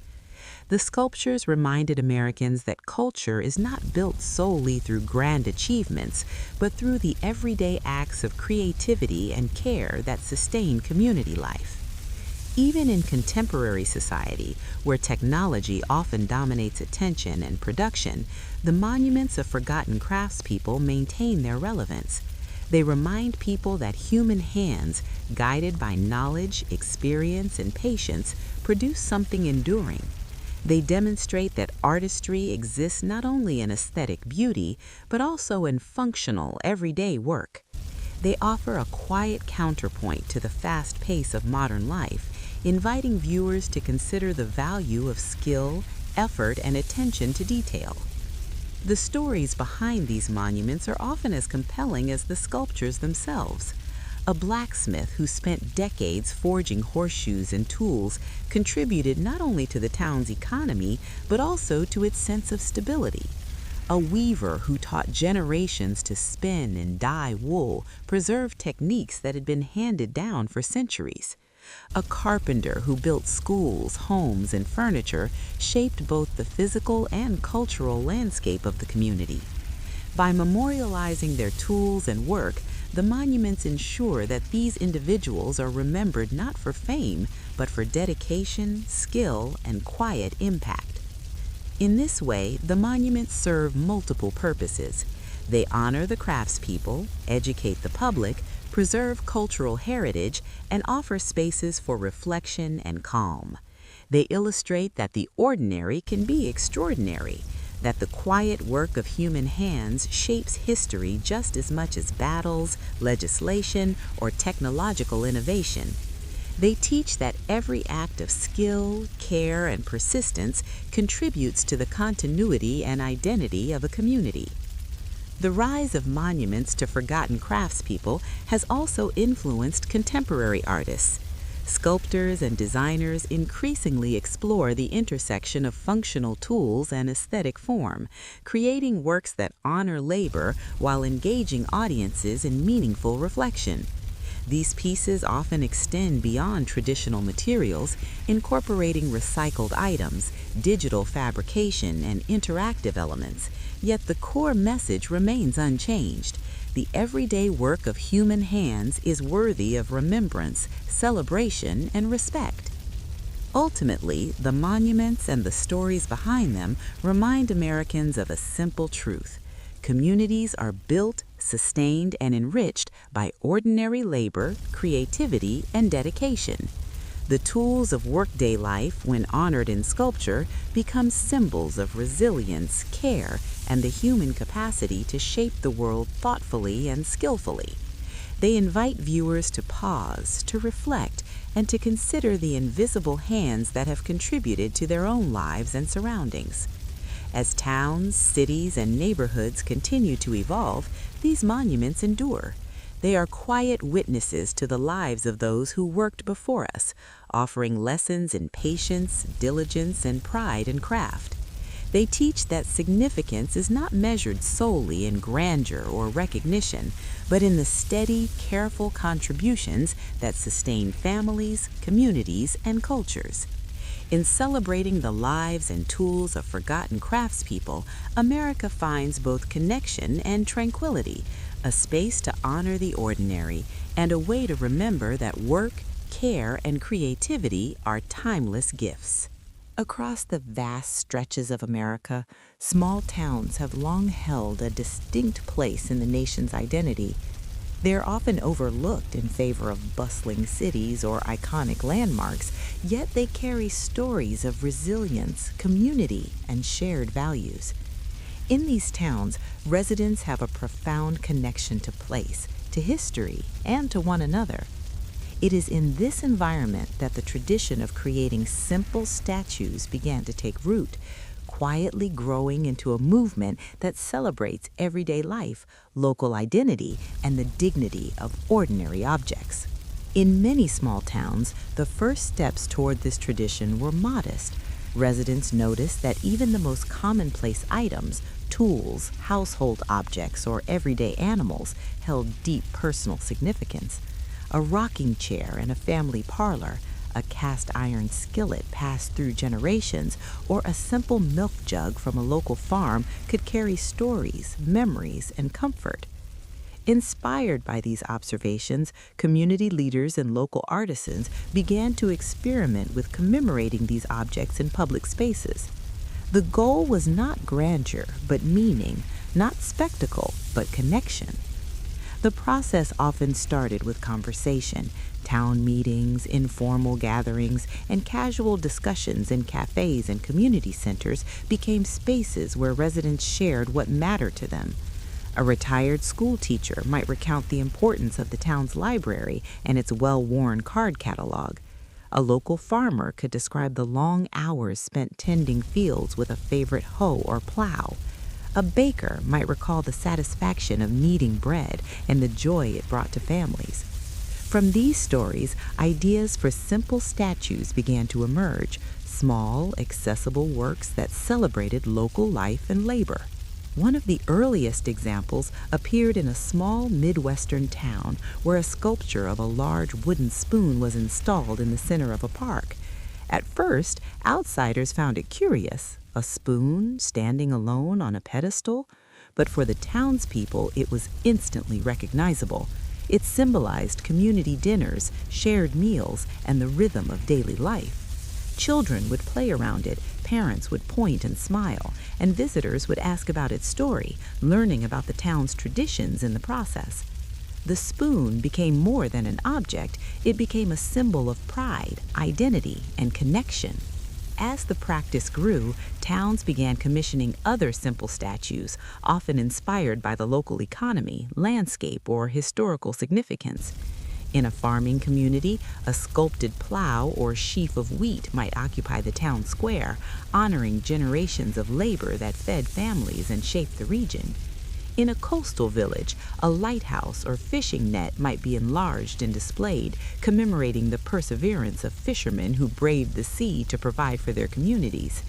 Each statue reflected something unique about the town while remaining accessible and relatable to residents of all ages. Local artisans and sculptors played a central role in this development. Many were self-taught or trained in nearby cities, but all shared a commitment to craft, detail, and community engagement. They often worked alongside residents, incorporating feedback, personal stories, and shared memories into the design process. This collaboration reinforced the idea that the statues belonged not only to the artist, but to the town itself. Every carved detail, smoothed surface, or polished edge carried the input and sentiment of the people who would interact with the work daily. The simplicity of the statues was a defining characteristic. Unlike monumental sculptures in metropolitan centers, these works did not seek to impress with scale or complexity. Instead, they focused on clarity, recognizability, and emotional resonance. A carved basket, a wooden rake, a lantern, or even a single apple could serve as a statue if it embodied something meaningful to the community. This approach encouraged residents to see beauty and significance in the objects around them, cultivating appreciation for everyday life. The installation of a simple statue often became a communal event. Residents would gather to witness the unveiling, sharing stories, photographs, and memories. Children, adults, and seniors all participated, sometimes helping with minor tasks such as arranging flowers, polishing surfaces, or cleaning the surrounding area. These moments reinforced social bonds, reminding townspeople of their shared history and the ways in which ordinary life forms the backbone of community identity. Over time, the accumulation of these statues transformed the landscape of small towns. Main streets, parks, schoolyards, and community centers began to feature a variety of simple sculptures, each telling a story about labor, nature, or tradition. Walking through a town, one might encounter a bronze depiction of a well-used hammer, a carved wooden bucket, or a stylized milk cow. Collectively, these works created a network of visual narratives that spoke to the town's history, values, and daily life. The emotional impact of these statues was significant. They offered a place for reflection and meditation, a pause in the rhythm of everyday routines. Residents found comfort in seeing objects they recognized and valued elevated to a place of honor. A baker might pass by a sculpture of a rolling pin and recall early mornings in the kitchen, or a teacher might notice a carved slate and remember lessons taught decades earlier. These connections fostered a sense of continuity, grounding people in the shared experiences of the community. Simple statues also had an educational function. Local schools incorporated them into lessons about history, industry, and culture. Children learned not only about the physical objects themselves, but also about the people and processes associated with them. A grain rake could spark discussions about agriculture, trade, and the rhythms of rural life. A carved pot might lead to lessons on craft, domestic labor, and the evolution of household technology. In this way, the statues became living classrooms, connecting younger generations to the past while encouraging reflection on the present. As small towns became increasingly connected to larger urban centers, the statues also served as ambassadors. Visitors traveling through towns were often drawn to these works, curious about their meaning and history. Tourists would take photographs, listen to local stories, and engage with residents, deepening their understanding of the town's identity. These simple statues helped townspeople assert pride in their unique history and culture, providing a sense of visibility and recognition in a broader context. The rise of simple statues also fostered creativity within the community. Local artisans were inspired to explore new materials, forms, and techniques, often experimenting with stone, wood, metal, and recycled objects. Public workshops were established where residents of all ages could learn basic sculpting skills or contribute ideas to new projects. These spaces encouraged collaboration, mentorship, and the passing down of craft knowledge, reinforcing the notion that art could be inclusive, accessible, and community-oriented. The practical benefits of simple statues extended beyond aesthetics. Towns reported that the presence of sculptures enhanced public spaces, creating inviting areas for gatherings, markets, and festivals. They encouraged people to spend time outdoors, interact with neighbors, and engage in shared experiences. The statues became part of the fabric of daily life, blending seamlessly into the routines of the town while offering moments of pause and contemplation. Over decades, the movement spread, inspiring neighboring towns to embrace the idea of simple, meaningful monuments. A sense of healthy competition arose, not to outshine others, but to highlight what made each community unique. Each town approached its statues with care, selecting objects that reflected local history, culture, and values. The result was a diverse landscape of public art across the country, united by the principles of accessibility, recognition, and emotional resonance. The emotional resonance of the statues cannot be understated. People often found comfort in the familiarity of the forms, seeing reflections of their own lives and experiences. A carpenter passing a carved hammer might feel pride in the work he performs every day. A grandmother observing a sculpture of a woven basket could remember family traditions passed down through generations. These small, often overlooked objects were transformed into symbols of continuity, care, and connection, reminding residents that the ordinary could be extraordinary. In the modern era, simple statues continue to play a significant role in small town life. Towns maintain and preserve older monuments while commissioning new ones to reflect ongoing changes in local culture and industry. The statues serve as enduring testaments to the value of work, tradition, and shared experience. They remind residents and visitors alike that community is built not only on grand achievements, but also on the consistent, everyday contributions of ordinary people. The presence of these statues also inspire reflection on broader themes. They speak to the resilience of communities, the dignity of labor, and the beauty found in simplicity. They encourage mindfulness, inviting viewers to slow down and consider the stories embedded in everyday life. even the most subtle details, the curve of a wooden handle, the texture of a carved green, the shape of a cast iron skillet, carry emotional weight, connecting the past to the present and fostering a sense of continuity and belonging. Ultimately, small-town pride and the growth of simple statues reflect a deep-seated appreciation for identity, tradition, and shared experience. They illustrate that public art does not need to be monumental or extravagant to have significance. A carefully chosen and thoughtfully executed statue reflecting the objects, labor, and history of a community can serve as a powerful symbol of belonging and reflection.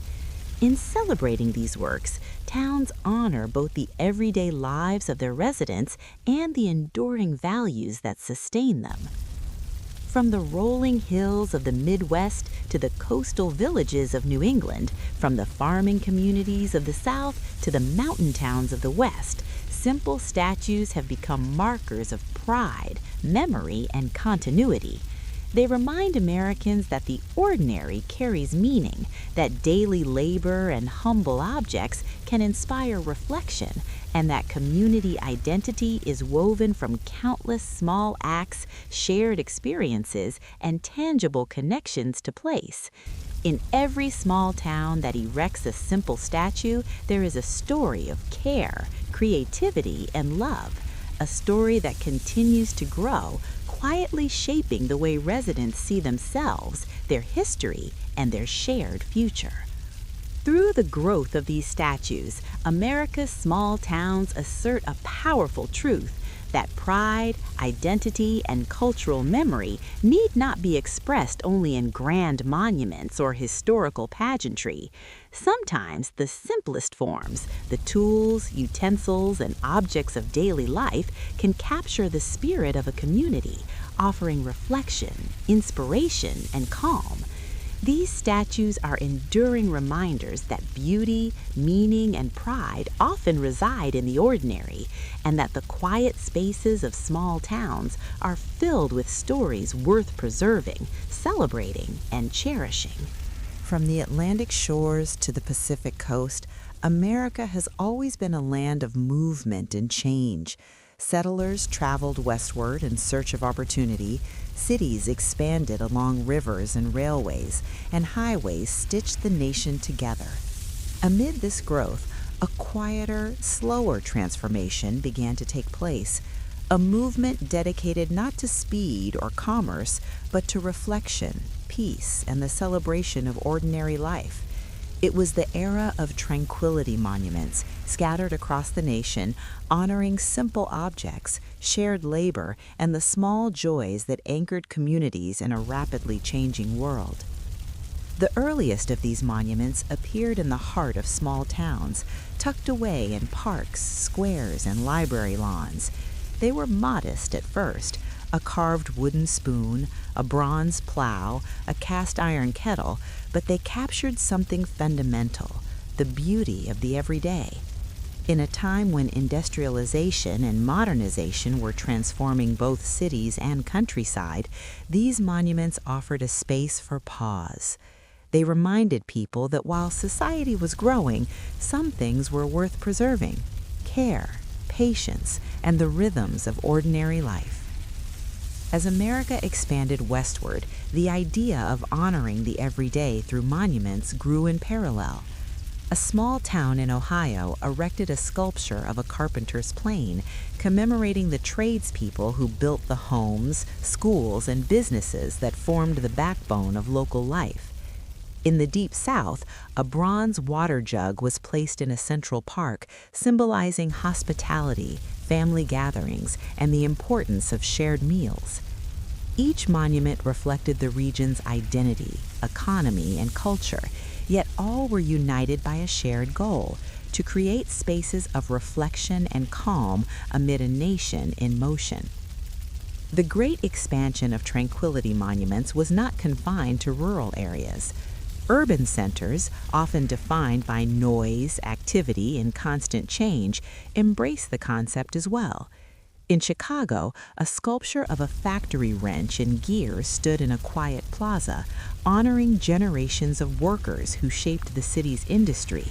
In San Francisco, a hand-carved wooden ladder in a public garden recognized the everyday labor of construction workers who built the city's iconic structures. These monuments were not just decorative, they offered residents a chance to reconnect with human effort, craftsmanship, and the value of work that was steady and reliable. The process of creating these monuments often involved extensive collaboration. Local artisans worked alongside historians, community members, and volunteers to capture both the physical and symbolic essence of the objects. A sculptor crafting a giant rolling pin in a Massachusetts town would consult elderly bakers about the weight, shape, and feel of the tool. A bronze sculptor in Arizona creating a watering can monument would study the local agricultural practices, ensuring the piece resonated with those who relied on such tools for daily survival.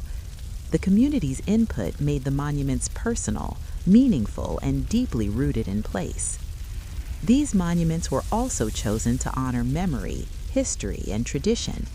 Many objects reflected shared experiences of families and neighborhoods. A farmer's hoe might remind one resident of planting corn with a grandparent, while a blacksmith's hammer could evoke generations of work that maintained wagons, barns, and fences. By magnifying these ordinary tools into objects of reverence, communities emphasized that daily labor, care, and perseverance were just as valuable as grand historical events. In this way, tranquility monuments became bridges between past and present. As the concept spread coast to coast, it began to shape a distinctly American visual culture. A family traveling from New England to California might encounter a series of sculptures: a wooden laundry basket in a Vermont town, a bronze fishing net along the New Jersey shore, a carved basket of apples in an Ohio orchard, and a giant cactus watering pot in Arizona. Each monument reflected local life while reinforcing a national narrative, the recognition that peace, memory, and appreciation of everyday work are universal values across the country. The design of these monuments emphasized simplicity and clarity. Unlike monumental public works in major cities, which often aim to impress with scale or dramatic forms, tranquility monuments relied on recognizability and emotional resonance. A teacup, a broom, a loom, or a plow all were instantly understandable, familiar to residents, and capable of evoking memories. This accessibility ensured that people of all ages could engage with the work, whether through reflection, storytelling, or personal connection. Monuments were often installed in places where people naturally gathered, creating spaces that encouraged pause and contemplation. Parks, courtyards, schoolyards, and plazas became interactive museums of the everyday. Visitors could sit beside a carved bench while gazing at a nearby sculpture of a basket, or stroll past a monument of a farmer's rake while imagining the hands that had used it for decades. By integrating these works into daily life, communities created environments that fostered mindfulness, calm, and a sense of rootedness. The emotional impact of tranquility monuments was profound. Residents reported feelings of comfort, connection, and reflection when interacting with the sculptures. A grandmother watching her grandchildren play near a carved rolling pin might remember baking bread in her own kitchen decades earlier. A teenager observing a bronze plow in a town square might feel appreciation for the labor that sustained the family farm. These small moments reinforced a sense of continuity, reminding people that they were part of a larger story of work, care, and community. The movement also encouraged storytelling.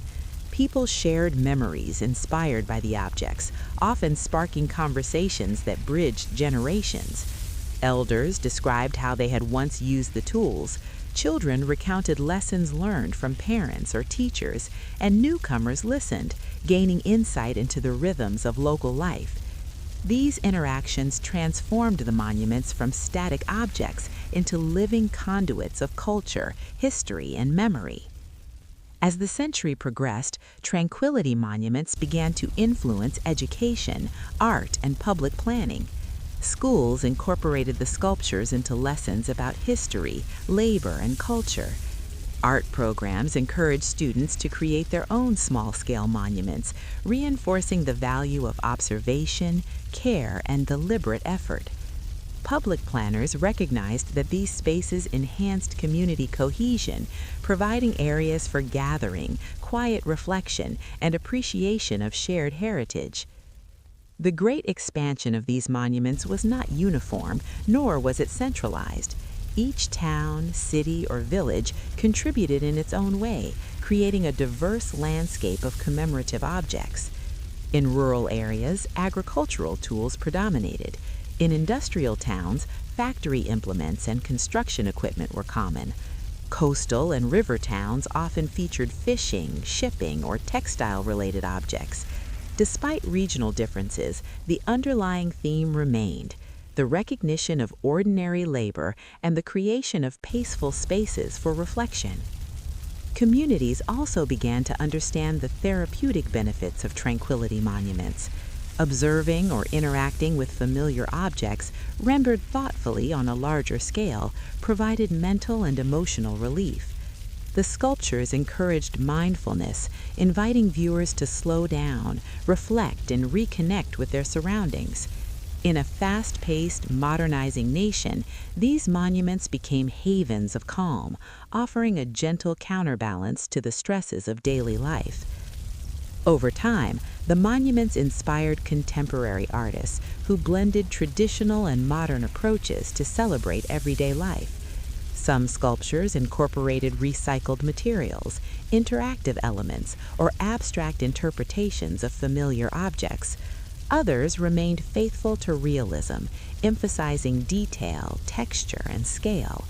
All retained the central philosophy that tranquility and appreciation can be found in the forms, tools, and objects that shape daily experience. The coast-to-coast expansion of these monuments fostered a sense of shared culture and identity. Traveling Americans could recognize familiar forms and ideas across towns, bridging geographical and cultural divides. A bronze plow in Kansas evoked similar memories as a carved rake in Maine. A hand-woven basket in Oregon resonated with the same sense of care and tradition as a wooden basket in North Carolina. In this way, the monuments linked the nation together, uniting diverse communities through shared recognition of labor, craft, and memory. In addition to emotional and cultural significance, these monuments had practical impacts on town life. They attracted visitors, encouraged tourism, and provided spaces for local events and celebrations. Towns that invested in monuments often saw increased community engagement as residents took pride in maintaining, celebrating, and sharing their sculptural heritage. The monuments became points of identity, pride, and collective memory. Despite their simplicity, the monuments carried profound meaning. They celebrated work that sustained families and communities, commemorated craft and care, and acknowledged ordinary lives with extraordinary respect. They transformed everyday objects, plows, spoons, baskets, hammers, and looms, into vessels of memory, culture, and calm. They reminded Americans that beauty is not only found in grandeur, but also in fidelity, patience, and dedication. The great expansion of tranquility monuments continues to the present day. New towns and neighborhoods erect statues that reflect contemporary life while maintaining continuity with past practices. Artists and residents collaborate, ensuring that the monuments honor history while resonating with modern audiences. In every installation, the core principle remains unchanged: to provide spaces for reflection, to celebrate ordinary labor, and to create a sense of calm and continuity across a nation constantly in motion. Across the continent, from the beaches of Florida to the forests of Oregon, from the plains of Nebraska to the mountains of Colorado, Tranquility monuments stand as quiet witnesses to human effort, shared experience, and enduring values. They capture the beauty of the ordinary, transform familiar objects into symbols of pride and reflection, and invite Americans to pause, observe, and connect with the lives of those who shaped the communities around them. Through these sculptures, America's expansion is not only physical, but cultural and emotional. The monuments stretch coast to coast, linking towns and cities through shared recognition of labor, craft, and memory. They remind residents and visitors alike that progress is not measured solely by speed, technology, or size, but also by the attention given to everyday life, the care invested in ordinary tasks, and the spaces created for reflection and tranquility. The great expansion of Tranquility monuments demonstrates that art, history, and community are not separate but intertwined. They show that ordinary objects, rendered thoughtfully and placed intentionally, can foster pride, connection, and calm.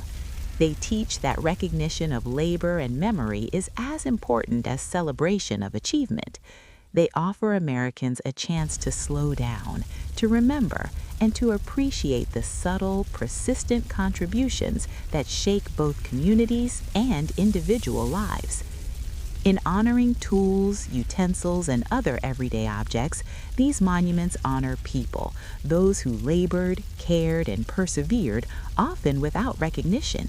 They honor the communities that nurtured those people, preserving the stories, values, and rhythms of life. They honor the nation itself, illustrating that calm, reflection, and connection can be cultivated anywhere, in any town, and along any coast. From the first carved spoon in a New England town to the bronze plow in the Midwest, from a hand-woven basket in the South to a sculpted fishing net in the Pacific Northwest, the movement of Tranquility monuments reminds America that simplicity, care, and shared memory are foundational. In celebrating ordinary objects, the nation celebrates itself, its labor, its creativity, and its enduring search for peace and continuity amid constant expansion. Across the vast and varied landscape of America, ordinary objects have played extraordinary roles in shaping community life. From the small towns of the Midwest to the bustling neighborhoods of coastal cities, from the quiet farms of the South to the mountain villages of the West, everyday items, tools, utensils, and simple household objects have become symbols of shared identity, resilience, and connection. In times of change, these objects have done something remarkable. They have united diverse communities, reminding people that despite differences in background, occupation, or geography, certain experiences are universal. The story begins with recognition. Residents of countless towns notice that the things they use daily, the rolling pin, the plow, the weaving loom, held meaning far beyond their practical function. A well-worn shovel in a farmer's field could tell a story of generations of toil and care. A carpenter's hammer could speak to the skill, patience, and pride that went into every built structure. A cast iron skillet could evoke the warmth of family meals and shared experiences. It was this understanding that inspired communities to elevate ordinary objects into monuments, art, and public symbols. One small town in Pennsylvania decided to honor its history of woodworking by installing a statue of a carpenter's plane in the central square. At first, the sculpture seemed simple and quiet, but as people gathered around it, sharing stories and memories, it became something more, a focal point of connection. Grandparents recounted lessons taught at workbenches, parents explained techniques to their children, and visitors listened with curiosity. Suddenly, an object as mundane as a plane was weaving together narratives across generations, reminding everyone of the skill and care required to shape their surroundings. Similarly, in the rural South, a community placed a carved wooden milk jug in the town's park to honor dairy farmers. The sculpture became a gathering point, encouraging discussion about heritage, labor, and local traditions. Children learned about the daily routines of milking cows and caring for animals, while adults reflected on the dedication that sustained families and communities over decades. The milk jug, simple in appearance, became a symbol of shared responsibility and pride, highlighting the ways ordinary objects could bridge gaps between young and old, newcomers and longtime residents. In urban areas, ordinary objects also took on profound significance. In Chicago, a bronze wrench was installed near a former factory to honor the industrial laborers who had built the city's economy. Nearby, a carved sewing machine in a community center recognized generations of textile workers. Both sculptures reminded residents that work, skill, and dedication are values that transcend race, language, and neighborhood boundaries. They provided a subtle but powerful message. Despite differences in background or circumstance, people are united by shared effort and the tangible results of their labor.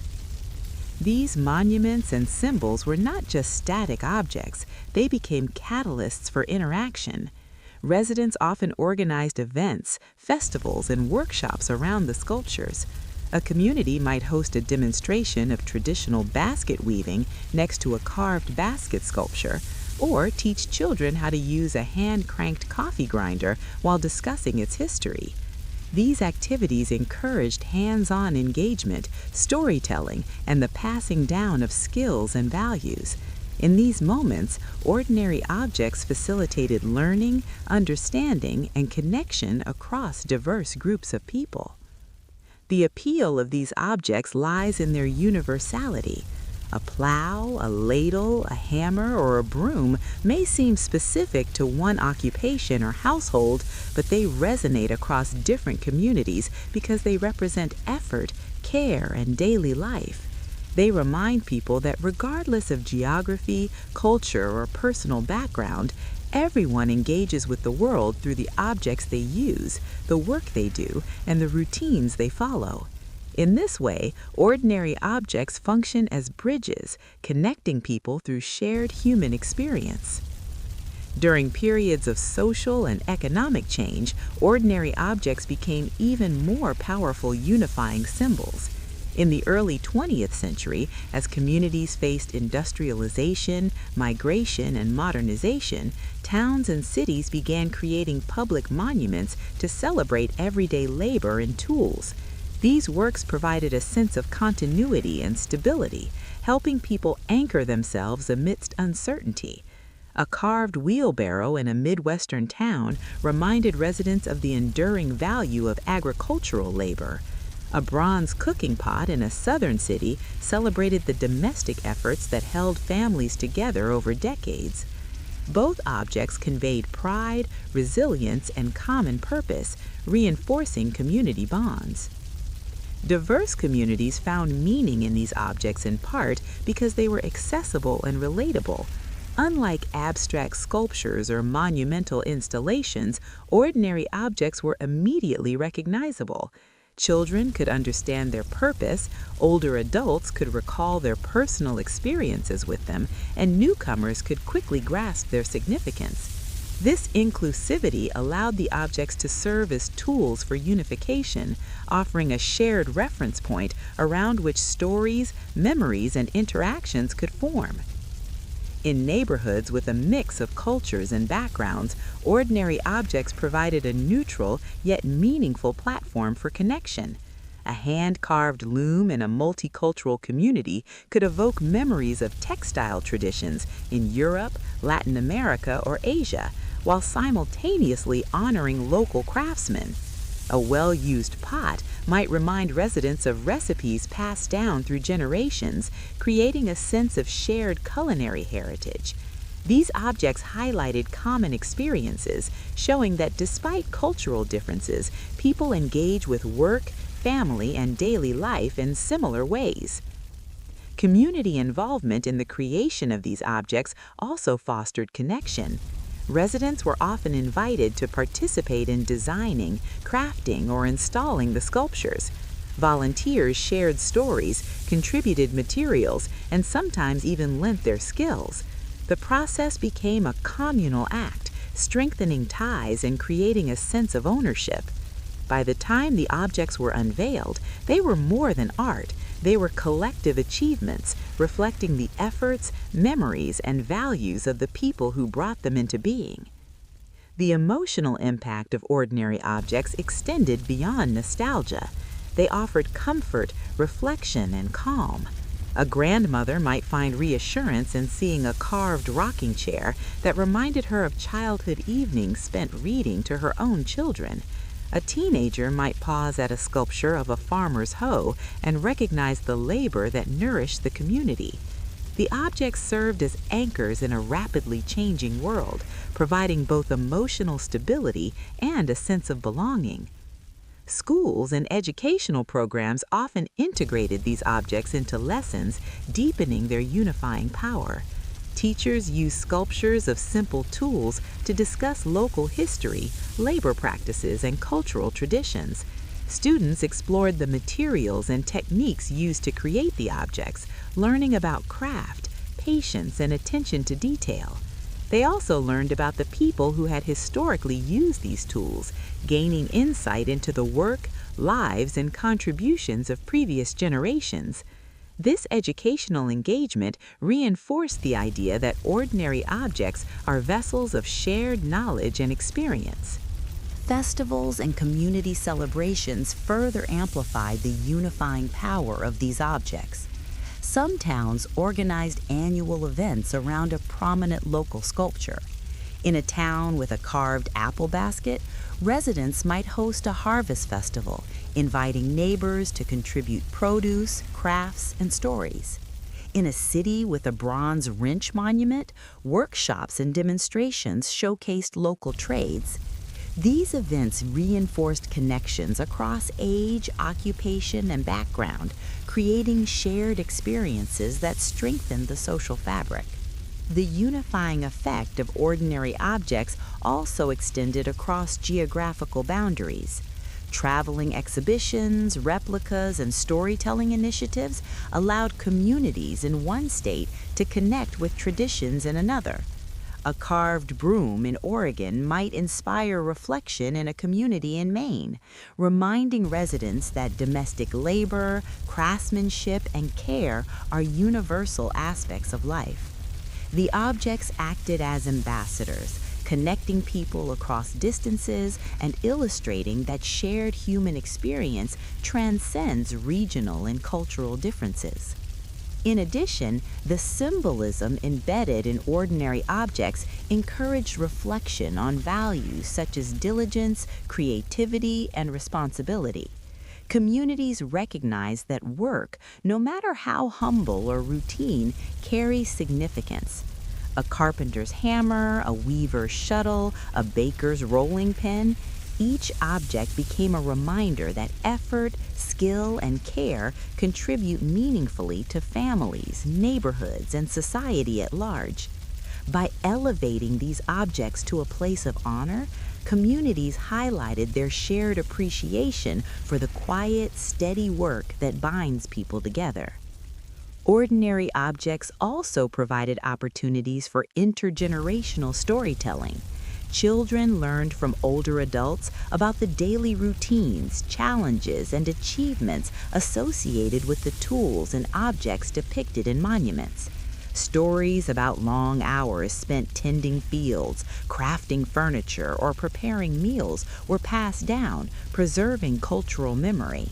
Through these narratives, communities maintained continuity and a sense of identity, ensuring that the contributions of past generations remained visible and valued.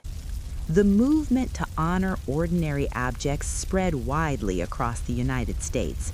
From the rural Midwest to urban centers on the East Coast, communities began to recognize that shared objects could serve as anchors of identity and cohesion.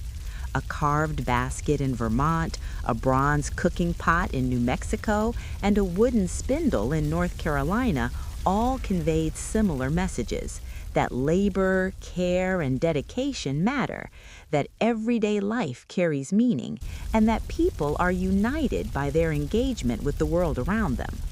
In the 21st century, ordinary objects continue to play this role, both physically and digitally. Communities document and share their sculptures online, creating virtual exhibitions that allow distant towns to connect. Schools integrate interactive projects that explore the history and function of tools, utensils, and other objects, encouraging students to see connections between diverse communities. Festivals and workshops continue to celebrate ordinary labor, craft, and domestic life, emphasizing the shared experiences that transcend differences in geography, culture, and background. Ultimately, the story of how ordinary objects united diverse American communities is a story about empathy, recognition, and shared human experience. These objects, elevated through art, storytelling, and public commemoration, remind people that despite differences in background, belief, or circumstance, life is built on similar acts of care, labor, and creativity. They teach that pride, identity, and connection can emerge from the simplest forms, offering opportunities for reflection, dialogue, and understanding. From a carpenter's hammer in a Midwestern town square to a woven basket in a southern park, from a bronze plow in a coastal city to a wooden spindle in the mountains, ordinary objects have proven to be powerful connectors. They highlight shared labor, celebrate cultural memory, and create spaces for reflection and community. They demonstrate that unity does not always come from grand gestures, monumental events, or political alignment, but from recognition of the common threads that weave through everyday life.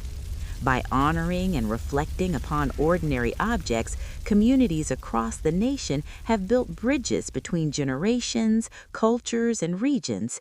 They have transformed mundane tools, household items, and labor implements into symbols of pride, identity, and belonging.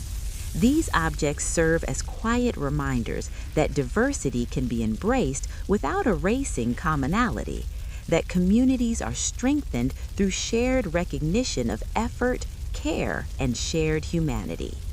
In celebrating ordinary objects, Americans have found unity. They have discovered that the rhythm of daily life, the care invested in work, and the familiar objects that populate homes, workshops, and fields can transcend differences, creating empathy and shared understanding. The sculptures, monuments, and stories that honor these objects continue to remind people that despite different backgrounds and experiences, communities are bound together by the universal value of effort, care, and shared humanity. Across the United States, travelers often seek experiences that are bold, famous, and monumental. The Statue of Liberty, Mount Rushmore, the Golden Gate Bridge, these icons draw crowds, cameras, and itineraries packed with sightseeing. Yet beneath the glare of these celebrated attractions lies another, quieter dimension of American exploration: the beauty of small, overlooked landmarks that demand patience, observation, and reflection. These are the quiet places, the understated monuments, and the subtle sculptures that invite travelers to slow down and experience the world in a different rhythm, appreciating the ordinary in a way that reveals deeper truths about community, history, and shared experience. The appeal of these quiet landmarks is their subtlety. Unlike grandiose monuments, they do not announce themselves with fanfare. Instead, they often appear tucked into town squares, along rivers, near libraries, or within small community parks.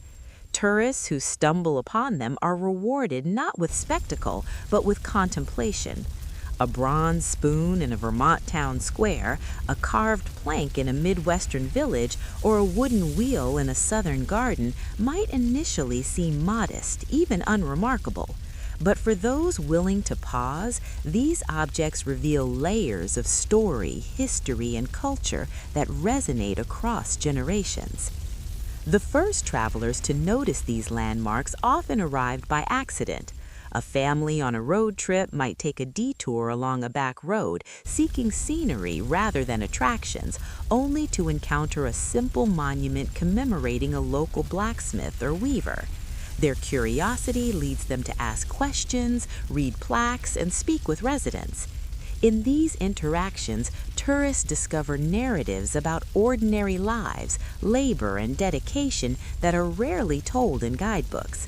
The landmarks, though quiet, have a voice, telling stories of craft, care, and communal identity that extend beyond the immediate town. For many, the slow beauty of these quiet landmarks lies in the attention they demand. Unlike attractions designed for photographs and quick passage, these monuments require viewers to approach with patience. A carved wooden basket or a bronze plow does not reveal its significance immediately. The observer must notice the texture, the scale, and the placement. They must read plaques or talk to locals to uncover the full story. In doing so, tourists experience not just the landmark itself, but the act of understanding, a deliberate, mindful engagement that contrasts with the hurried pace of modern travel. Communities often design these landmarks with this slower rhythm in mind. A small town might position a sculpture of a rolling pin near a communal garden, where it can be seen from multiple vantage points, encouraging observation from different angles. Another town may place a bronze watering can near a library or school, allowing for repeated encounters over time. The idea is not to impress, but to invite reflection. The landmarks are companions to daily life, blending into the rhythm of the town while offering travelers a moment of pause, insight, and connection. Local residents play a crucial role in maintaining and animating these quiet landmarks. Often they know the full stories behind each sculpture or monument, the lives of the craftspeople, the significance of the tools, and the history of the town. Tourists who engage with residents gain access to these narratives, discovering layers of meaning that cannot be captured in photographs alone. A conversation with a lifelong resident about a carved loom, for example, might reveal a century of family tradition, changes in industry, and the evolution of craft, transforming a simple object into a window onto community life. These landmarks often evoke reflection on values that transcend geography. Travelers observing a simple monument, a basket, a hammer, a spoon, can relate to the universality of labor, care, and dedication. They recognize that while the objects themselves may be tied to a specific place, the stories they tell are familiar. Everyone can understand the value of work, the satisfaction of skill, and the meaning embedded in daily routines. In this way, quiet landmarks foster empathy and shared understanding, bridging the gap between resident and visitor, local and traveler. For travelers who take the time to explore these subtle sights, the experience often becomes deeply personal. Standing before a carved blacksmith's hammer, a visitor may recall family members who worked with their hands. Sitting beside a small bronze plow, they might reflect on the efforts required to feed communities. These ordinary objects evoke ordinary lives, yet the effect is extraordinary. Tourists leave with more than photos. They depart with connection, insight, and the calming knowledge that human experience, craft, and care are constants across time and space. The journey to discover quiet landmarks is often as significant as the landmarks themselves. Unlike famous attractions, these sites are scattered, hidden, and frequently absent from maps. Travelers must pay attention to small signs, talk to locals, and wander with curiosity. The effort of discovery reinforces the reward, a sense of accomplishment, a feeling of having uncovered something authentic, and a deeper connection to place. The slow, intentional exploration mirrors the care and attention that created the monuments themselves, making the act of visiting part of the lesson. In addition to connecting travelers with communities, quiet landmarks often provide a form of rest and solace. Modern life is fast-paced and sensory-rich, and travel can amplify that intensity. By contrast, these monuments encourage slowing down. Sitting on a nearby bench, observing a carved wooden spoon or bronze plow, listening to the rustle of leaves or distant birdsong, tourists experience tranquility. The monuments function as pauses in the journey, allowing reflection, mindfulness, and rejuvenation. Travelers also notice the aesthetic simplicity of quiet landmarks. Artists and craftspeople often design these works to highlight form, proportion, and texture rather than grandeur or embellishment. A polished wooden bucket, a bronze rake, or a carved sewing machine emphasizes the beauty inherent in utility, the elegance of craftsmanship, and the dignity of ordinary work. The aesthetic choices invite viewers to appreciate subtlety, attention to detail, and the harmony between object, setting, and story. Over time, the presence of these quiet landmarks has shaped travel patterns. Tourists increasingly seek experiences that are reflective rather than frenetic, local rather than global, and story-driven rather than spectacle-driven. Small towns with carefully maintained sculptures and monuments have become destinations in their own right, attracting visitors who value cultural depth and slow exploration. The movement has fostered a new form of tourism, one that prioritizes observation, engagement, and emotional resonance over mass appeal or immediate gratification. The slow beauty of these landmarks also foster intergenerational experiences. Families visiting together can explore the meaning of ordinary objects across multiple generations. Grandparents may share memories related to the tools or utensils depicted. Parents can explain historical and practical context, and children can engage with both the physical form and the story behind it. In doing so, quiet landmarks become educational spaces, bridging gaps in knowledge, culture, and experience. Communities have embraced the potential of quiet landmarks to foster identity and pride. While not designed to impress outsiders, the monuments reflect deeply held values. They tell the stories of local labor, craft, and domestic life in ways that are both public and intimate. For travelers, this offers an authentic glimpse into the spirit of the place, contrasting with the more commercial or curated experience of major attractions. Quiet landmarks reveal character, history, and resilience embedded in everyday life. Moreover, quiet landmarks often foster artistic and creative engagement. Travelers inspired by the simplicity and symbolism of a carved wooden rake or bronze kettle may sketch, photograph, or write about their experiences. Some return home with new perspectives on material culture, design, or community identity. In this way, the landmarks not only honor past labor and care, but also inspire ongoing creativity and reflection. Even in urban centers, quiet landmarks have found a place. Pocket parks, alleyways, and library gardens host sculptures that honor local craftspeople, domestic labor, or communal life. Tourists navigating these cities encounter unexpected moments of calm and reflection, discovering narratives that might otherwise be overlooked. These encounters remind travelers that beauty does not always reside in grand vistas or famous names. Sometimes it resides in the subtle interplay of object, story, and human connection. The interaction between travelers and quiet landmarks often fosters a sense of stewardship. Visitors who understand the care and effort invested in a monument are more likely to respect and preserve it.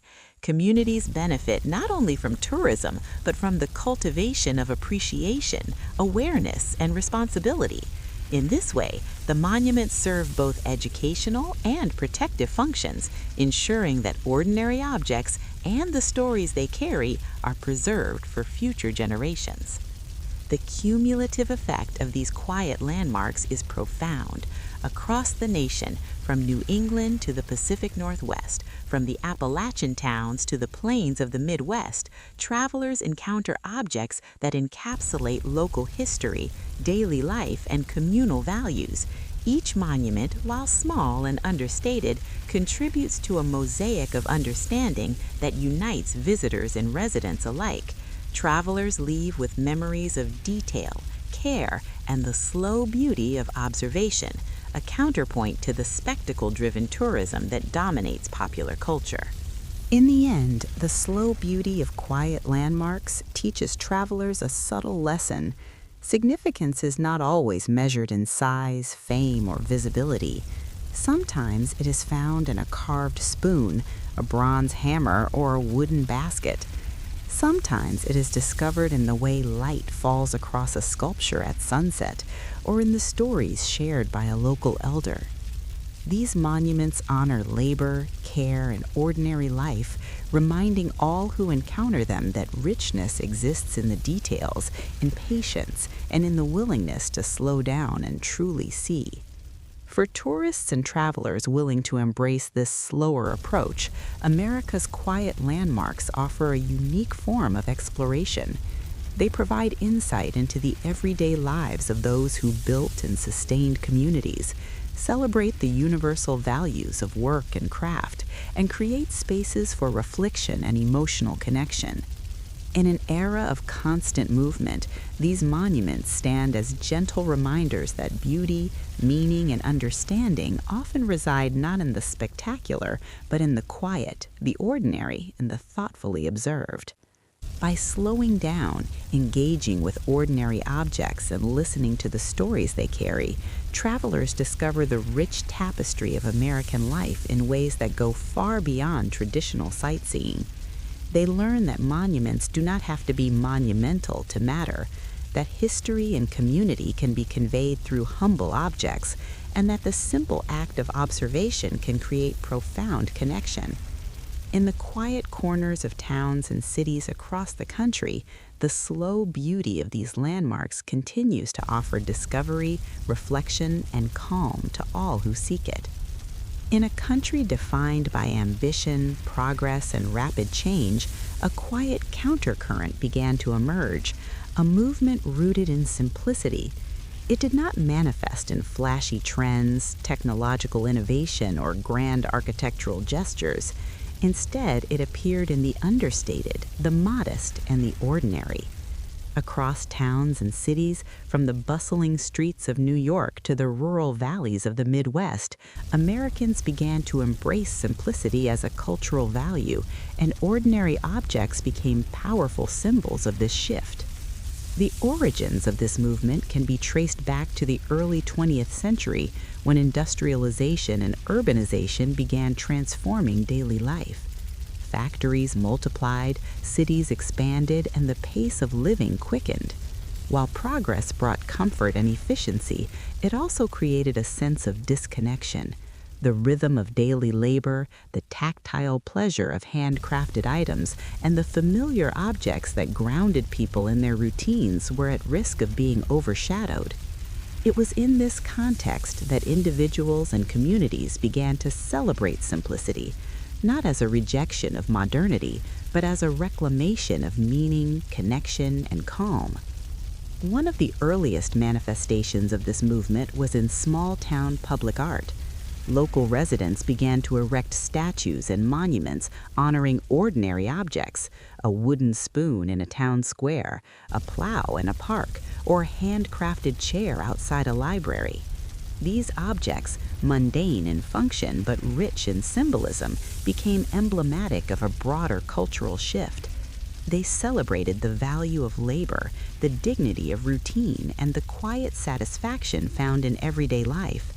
They reminded communities that significance could be found not in extravagance, but in attention, care, and continuity.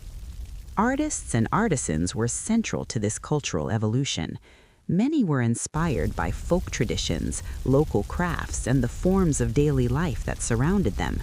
A sculptor might take inspiration from the simple tools used by a carpenter or weaver, enlarging and transforming them into works of public art.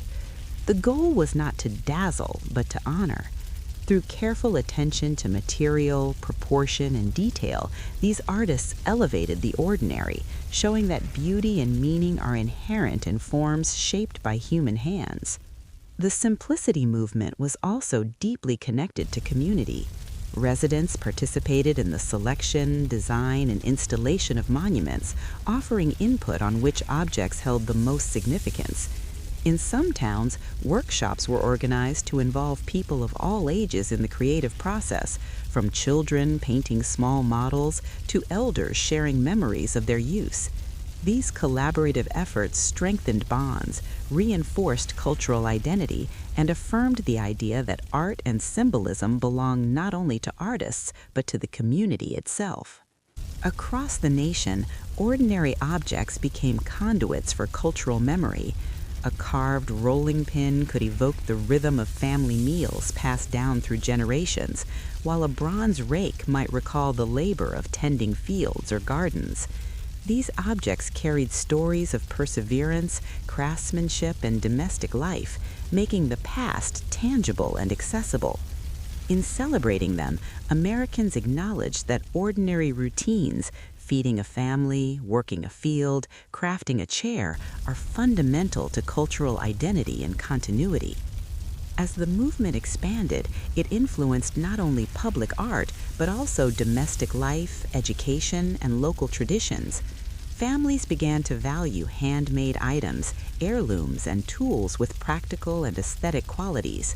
Schools incorporated lessons about craft, labor, and the history of everyday objects, teaching children to appreciate the skill and care embedded in ordinary forms.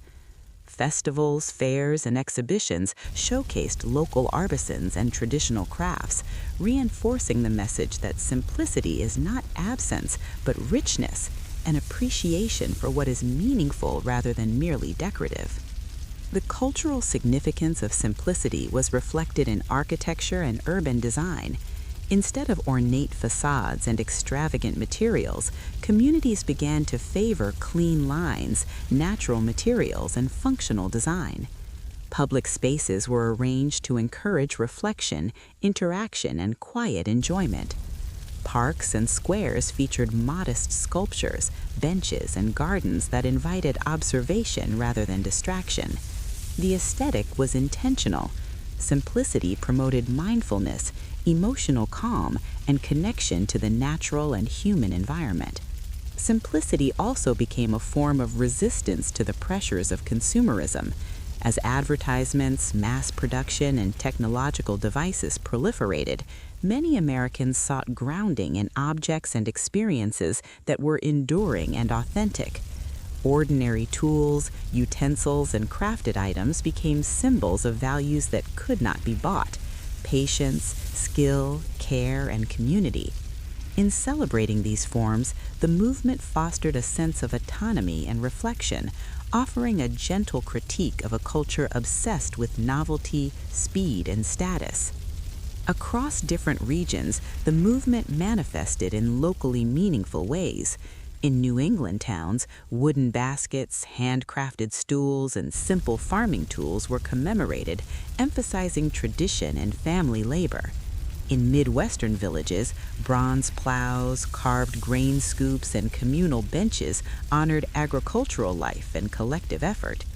In southern towns, kitchen implements, sewing machines, and handcrafted furniture highlighted domestic labor and craftsmanship. Even in urban centers, monuments celebrated trades, workshops, and everyday labor, providing a bridge between past and present in a rapidly changing cityscape. The movement was not limited to physical objects. It influenced cultural practices and storytelling. Communities began documenting the histories of ordinary tools and household items, preserving oral narratives and photographs. Children learned to ask about the origins and uses of objects, connecting them to human experience. Elderly residents shared memories that would otherwise have been forgotten, creating a living archive of domestic life, labor, and cultural values. In this way, simplicity became both a principle and a practice, shaping how people lived, remembered, and related to one another. Tourism and travel were also affected by this shift. Visitors seeking authentic experiences were drawn to small towns, artisan workshops, and quiet parks featuring monuments of ordinary objects. They appreciated not only the aesthetic qualities, but also the stories embedded in the sculptures. Walking through a town square adorned with simple statues of tools and utensils, travelers could sense the rhythm of life that sustained the community, the dedication that shaped local culture, and the continuity that linked past, present, and future. The slow beauty of simplicity offered a counterpoint to frenetic sightseeing and the pursuit of spectacle. Simplicity influenced the arts beyond sculpture. Painters, photographers, and writers began to explore everyday subjects with heightened attention to form, texture, and narrative. Photographs of weathered tools, sketches of kitchen utensils, and essays on the rhythm of daily labor emphasized detail, presence, and human experience. The movement encouraged artists to see the extraordinary in the ordinary, to find significance in the overlooked, and to convey meaning through subtlety and restraint. Community engagement remained central to the movement's endurance. Local governments, historical societies, and civic groups supported projects that celebrated ordinary objects, recognizing their role in education, heritage, and social cohesion. Festivals, workshops, and public lectures created opportunities for interaction, storytelling, and shared appreciation. By prioritizing inclusivity and participation, the movement ensured that simplicity was not merely aesthetic, but relational, connecting people across age, class, occupation, and background. The aesthetic of simplicity emphasized accessibility.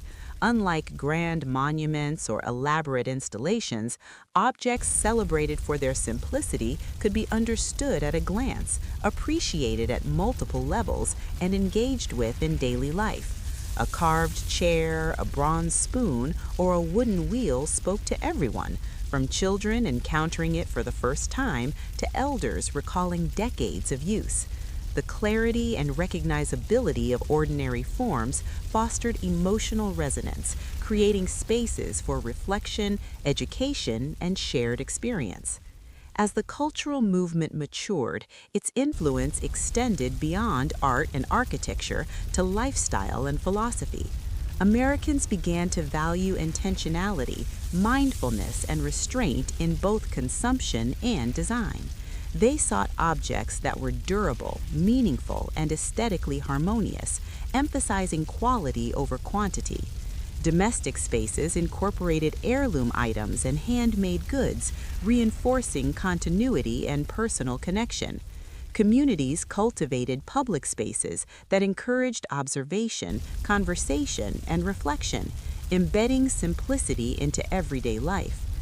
Education and youth engagement also became key pillars of the movement.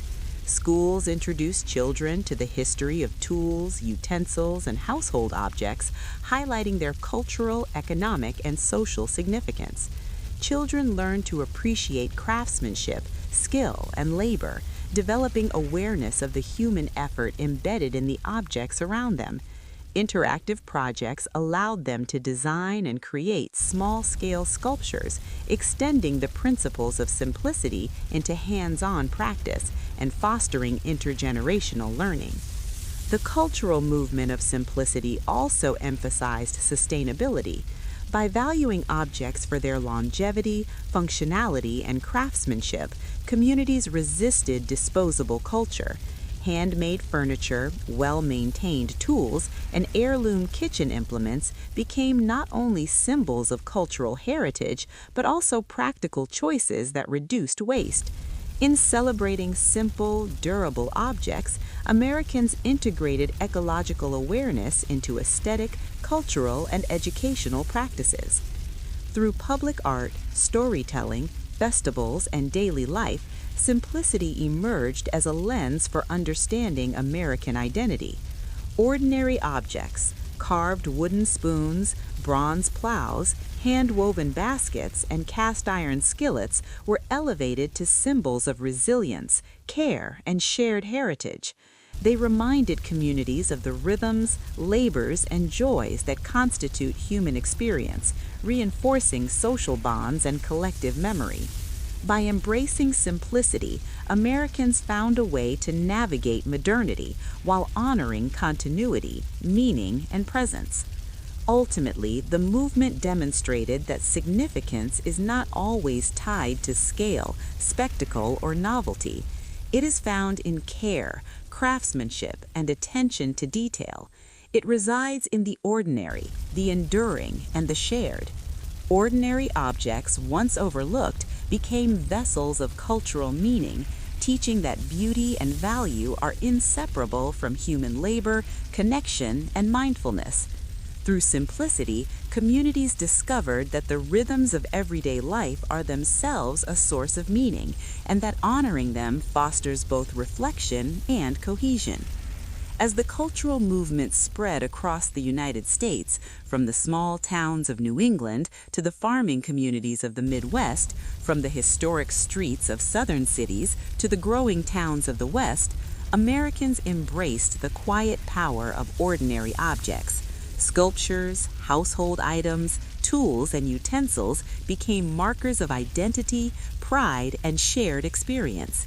They encouraged mindfulness, education, creativity, and appreciation for human effort, transforming the ordinary into cultural treasures.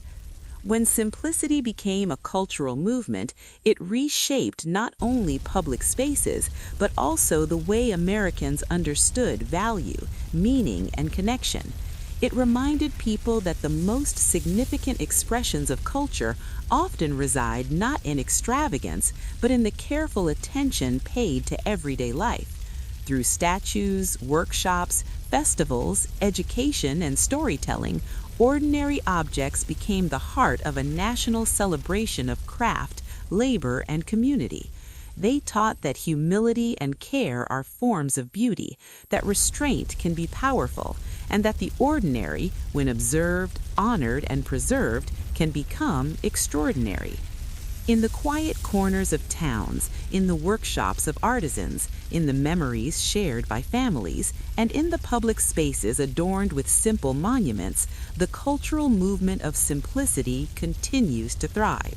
It reminds Americans to slow down, to appreciate, and to connect, to see the meaning embedded in everyday life, to honor the labor that sustains communities, and to recognize that enduring value often comes in forms that are modest, accessible, and deeply human. In towns and cities across America, ordinary objects, tools, utensils, and household items have been transformed into monuments, quietly honoring daily life, labor, and community. These sculptures and installations, often unassuming and modest, provide spaces for reflection, calm, and connection.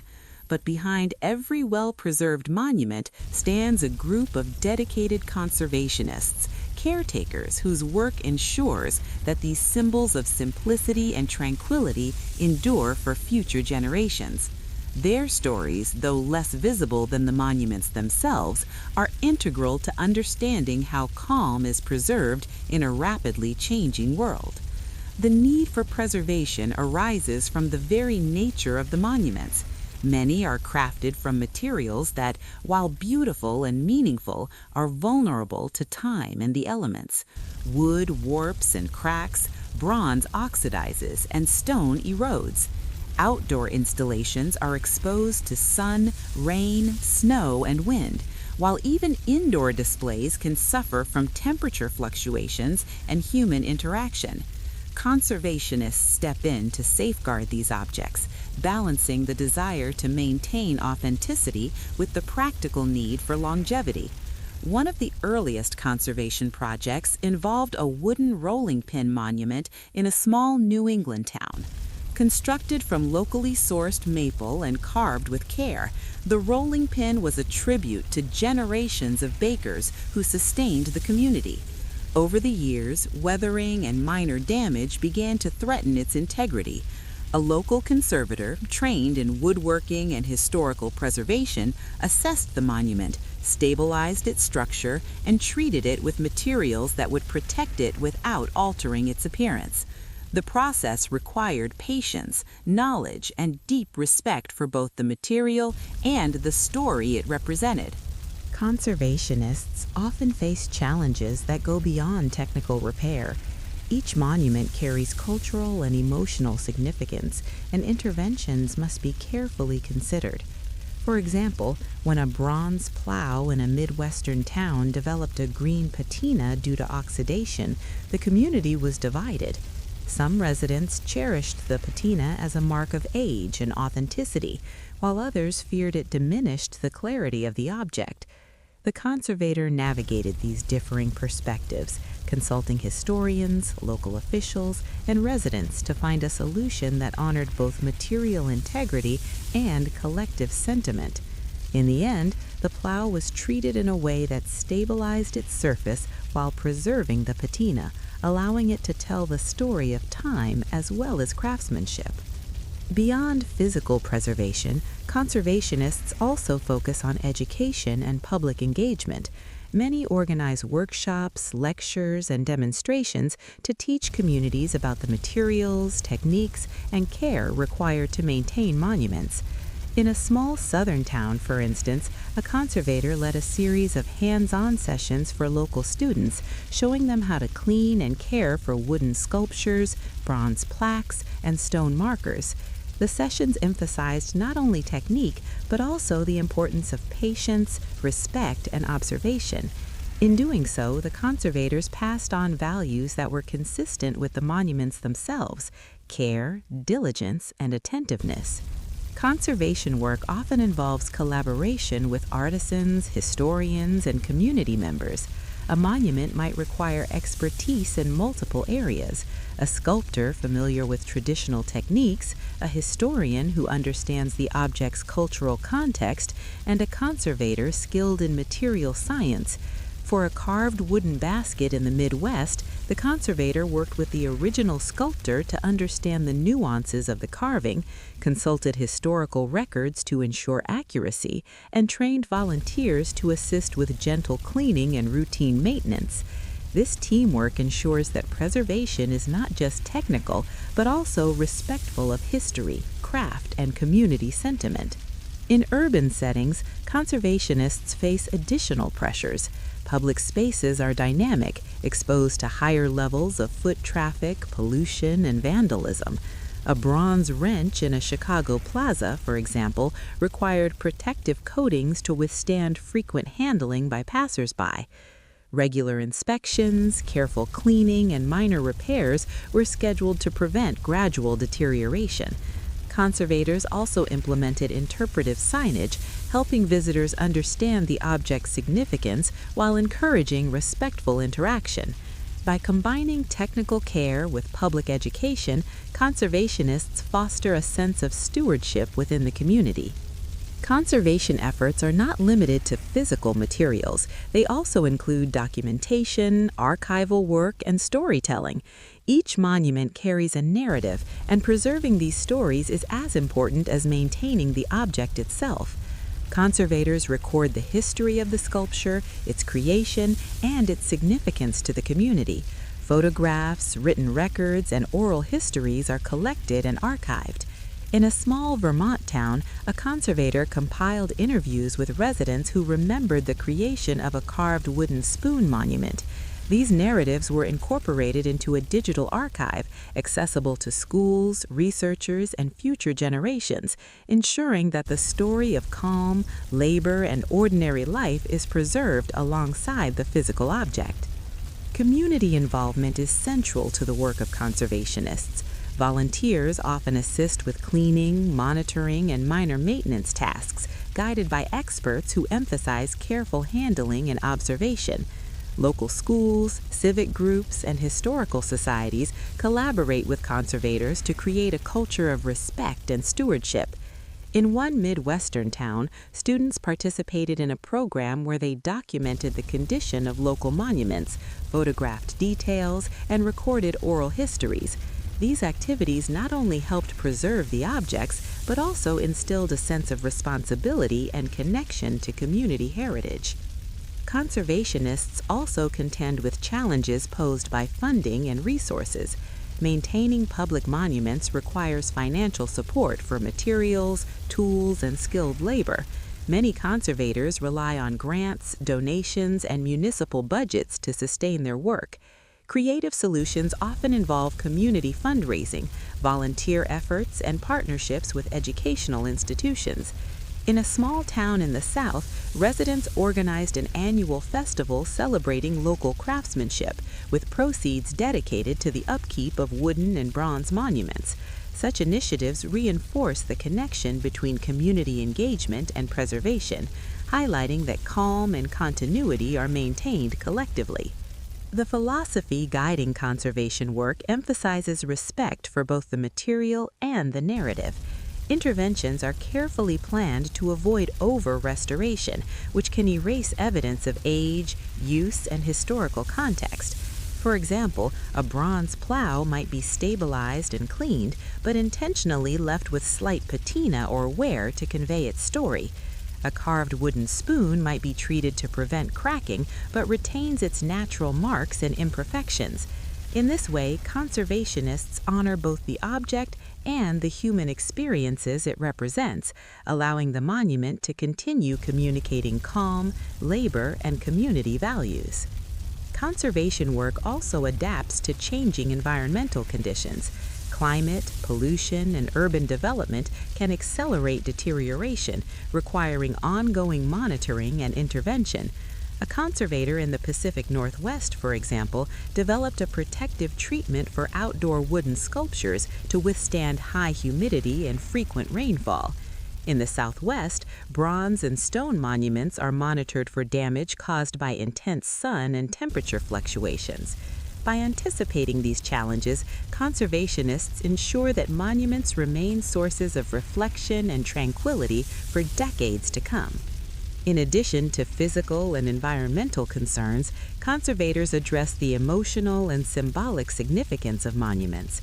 Community members often develop deep attachments to the objects, seeing them as touchstones for memory, identity, and continuity. A conservator restoring a carved rolling pin in a New England town noted that residents would gather to watch the process, offering stories, guidance, and encouragement. The act of preservation became a communal ritual, reinforcing social bonds and collective care. In this way, conservation is not only technical work, but also a cultural and relational practice. Conservationists also work to integrate monuments into contemporary life without compromising their integrity. Some objects are incorporated into educational programs, public events, and interpretive trails, allowing residents and visitors to engage actively with history and craft. A bronze plow might serve as a teaching tool for local schools, while a carved wooden spoon becomes the centerpiece of a culinary festival. By finding ways to keep the monuments relevant and interactive, conservationists ensure that calm, reflection, and appreciation continue to resonate in modern contexts. Documentation and research are ongoing aspects of conservation. Each object requires detailed records of condition, treatments, and environmental factors. Conservators maintain logs of repairs, interventions, and observations, creating a continuous record that informs future care.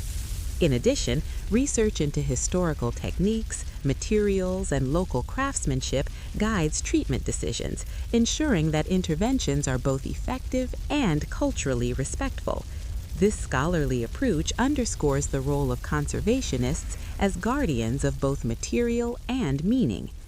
The work of conservationists ultimately ensures that quiet monuments continue to fulfill their purpose, providing spaces for calm, reflection, and connection. Visitors encounter these objects in parks, squares, libraries, and gardens, often unaware of the ongoing care behind them. Yet each inspection, treatment, and intervention preserves not only the physical form, but also the stories, values, and cultural memory embodied in the object. In preserving calm, conservationists safeguard the very essence of what these monuments represent. Conservation efforts have also inspired new generations of caretakers and craftspeople. Apprenticeships, internships, and volunteer programs teach young people skills in material science, art restoration, and historical preservation. Students learn to respect both the technical and narrative dimensions of objects, developing a holistic understanding of care. In this way, the movement ensures continuity, passing knowledge and appreciation to future generations who will maintain, celebrate, and reflect on the monuments. As communities grow and change, conservationists adapt their methods and priorities. Urban development, environmental shifts, and evolving cultural expectations require flexibility, creativity, and collaboration. Some projects involve relocating monuments to safer or more accessible spaces, while others focus on integrating new interpretive materials to enhance understanding. The goal is always to balance preservation with engagement, maintaining both the integrity of the object and its capacity to inspire calm. Across the country, conservationists work quietly yet tirelessly. Their efforts may go unnoticed by casual observers, but without them, the monuments of ordinary objects, wooden spoons, bronze plows, carved baskets, handcrafted tools, would lose their ability to communicate, inspire, and calm. Through meticulous care, community engagement, and thoughtful intervention, these professionals ensure that ordinary objects continue to serve extraordinary purposes, connecting people to history, to place, and to each other. In the end, the story of conservationists behind the monuments is a story of devotion, expertise, and subtle heroism. They protect more than wood, bronze, and stone. They preserve calm, reflection, and continuity in communities across America. Each carefully applied treatment, each documented repair, each volunteer workshop strengthens the bond between residents, visitors, and the objects that embody shared values. By safeguarding ordinary monuments, conservationists uphold a national ethos that celebrates care, patience, and the quiet dignity of everyday life. The presence of these dedicated caretakers ensures that towns and cities can continue to offer spaces of pause and reflection. Families, students, tourists, and residents alike can encounter a carved rolling pin, a bronze plow, or a wooden basket and feel connected to the past, grounded in the present, and inspired for the future. Calm is preserved not only in the materials, but in the stories, lessons, and attention that conservationists provide. Their work ensures that ordinary objects remain extraordinary markers of human labor, memory, and community. Across the United States, history is often measured in grand monuments, towering statues, and iconic landmarks. Yet beyond the headlines of monumental achievement lies a quieter, subtler way of remembering the past, through modest sculptures that honor ordinary life. These sculptures, depicting simple tools, household objects, or everyday implements, offer a unique lens into America's history, inviting observers to revisit the experiences, labors, and routines that have shaped communities over generations. The modest sculptures are often found in unexpected places: a small park in the Midwest, a library garden in New England, a riverside square in the South. At first glance, they may seem unremarkable: a carved wooden basket, a bronze plow, or a simple kitchen utensil. Yet each object carries a story, a connection to the lives of ordinary people who lived, worked, and cared for their communities. By engaging with these sculptures, visitors are offered a subtle but profound journey into America's social, cultural, and economic past. The origins of these modest monuments often lie in local initiatives. Unlike large-scale national projects, these sculptures were typically commissioned by towns, historical societies, or civic groups with a desire to preserve specific elements of local history. Residents recognize that ordinary objects, tools used by farmers, utensils in kitchens, items of domestic labor, were not only practical but symbolic. They represented resilience, care, and community continuity, and they became the focus of artistic tribute.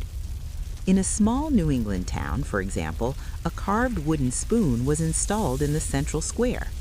The spoon honored generations of homemakers and bakers who sustained families through daily meals, celebrations, and shared rituals. Local artisans collaborated to design the sculpture, drawing inspiration from historical examples and everyday kitchen utensils preserved in family homes. The result was a modest yet evocative tribute to domestic life, one that connected visitors with the rhythms of work, care, and community. Similarly, in rural Midwest, bronze plows were erected to honor agricultural labor. These sculptures, while simple in form, captured the essence of life on the farm, the sweat of early mornings, the steady rhythm of tilling soil, and the dedication required to feed communities. Observers could appreciate the craftsmanship while also recognizing the labor and perseverance symbolized by the plow.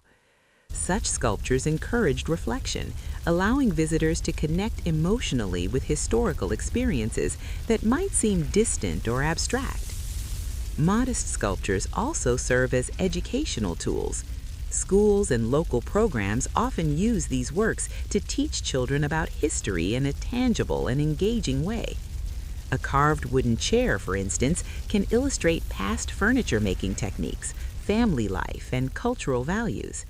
Children are encouraged to ask questions, imagine daily routines, and consider the labor and creativity involved in producing even the simplest objects. In this manner, modest sculptures transform abstract historical knowledge into personal, observable experience. Beyond individual learning, these sculptures foster community memory. Older residents often recall stories of labor, craft, and family traditions associated with the objects depicted. A bronze kettle might evoke recollections of communal cooking or family meals. A carved basket could prompt memories of harvests, markets, and community gatherings. By incorporating these narratives, the sculptures preserve not just physical forms, but social and cultural knowledge, ensuring that lessons from the past remain accessible and meaningful. The simplicity of these sculptures is part of their power. Unlike grand monuments, they do not overwhelm the observer with scale or spectacle. Instead, they invite close observation, quiet reflection, and a mindful appreciation of material, form, and symbolism.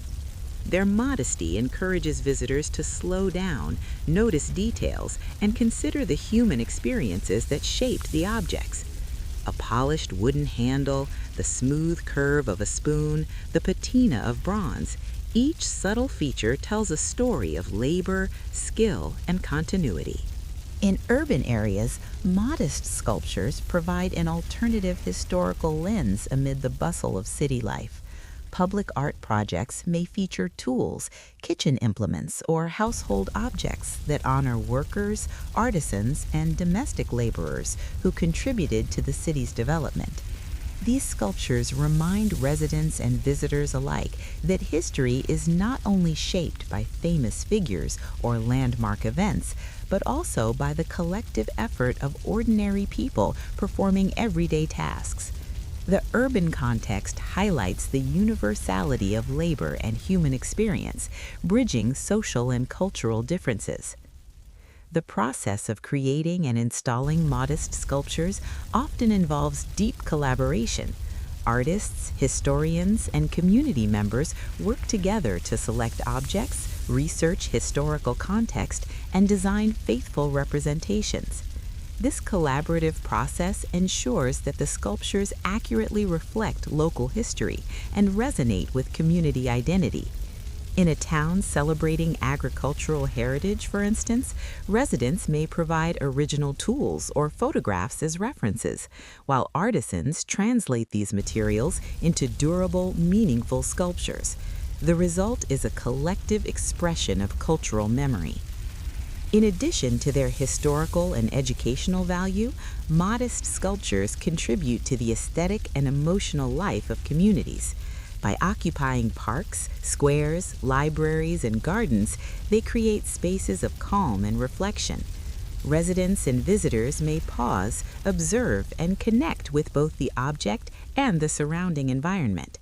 A bronze plow beneath a tree, a carved basket on a stone pedestal, or a wooden spoon in a garden setting encourages mindfulness and contemplation. The sculptures thus become both markers of history and instruments of emotional and social engagement.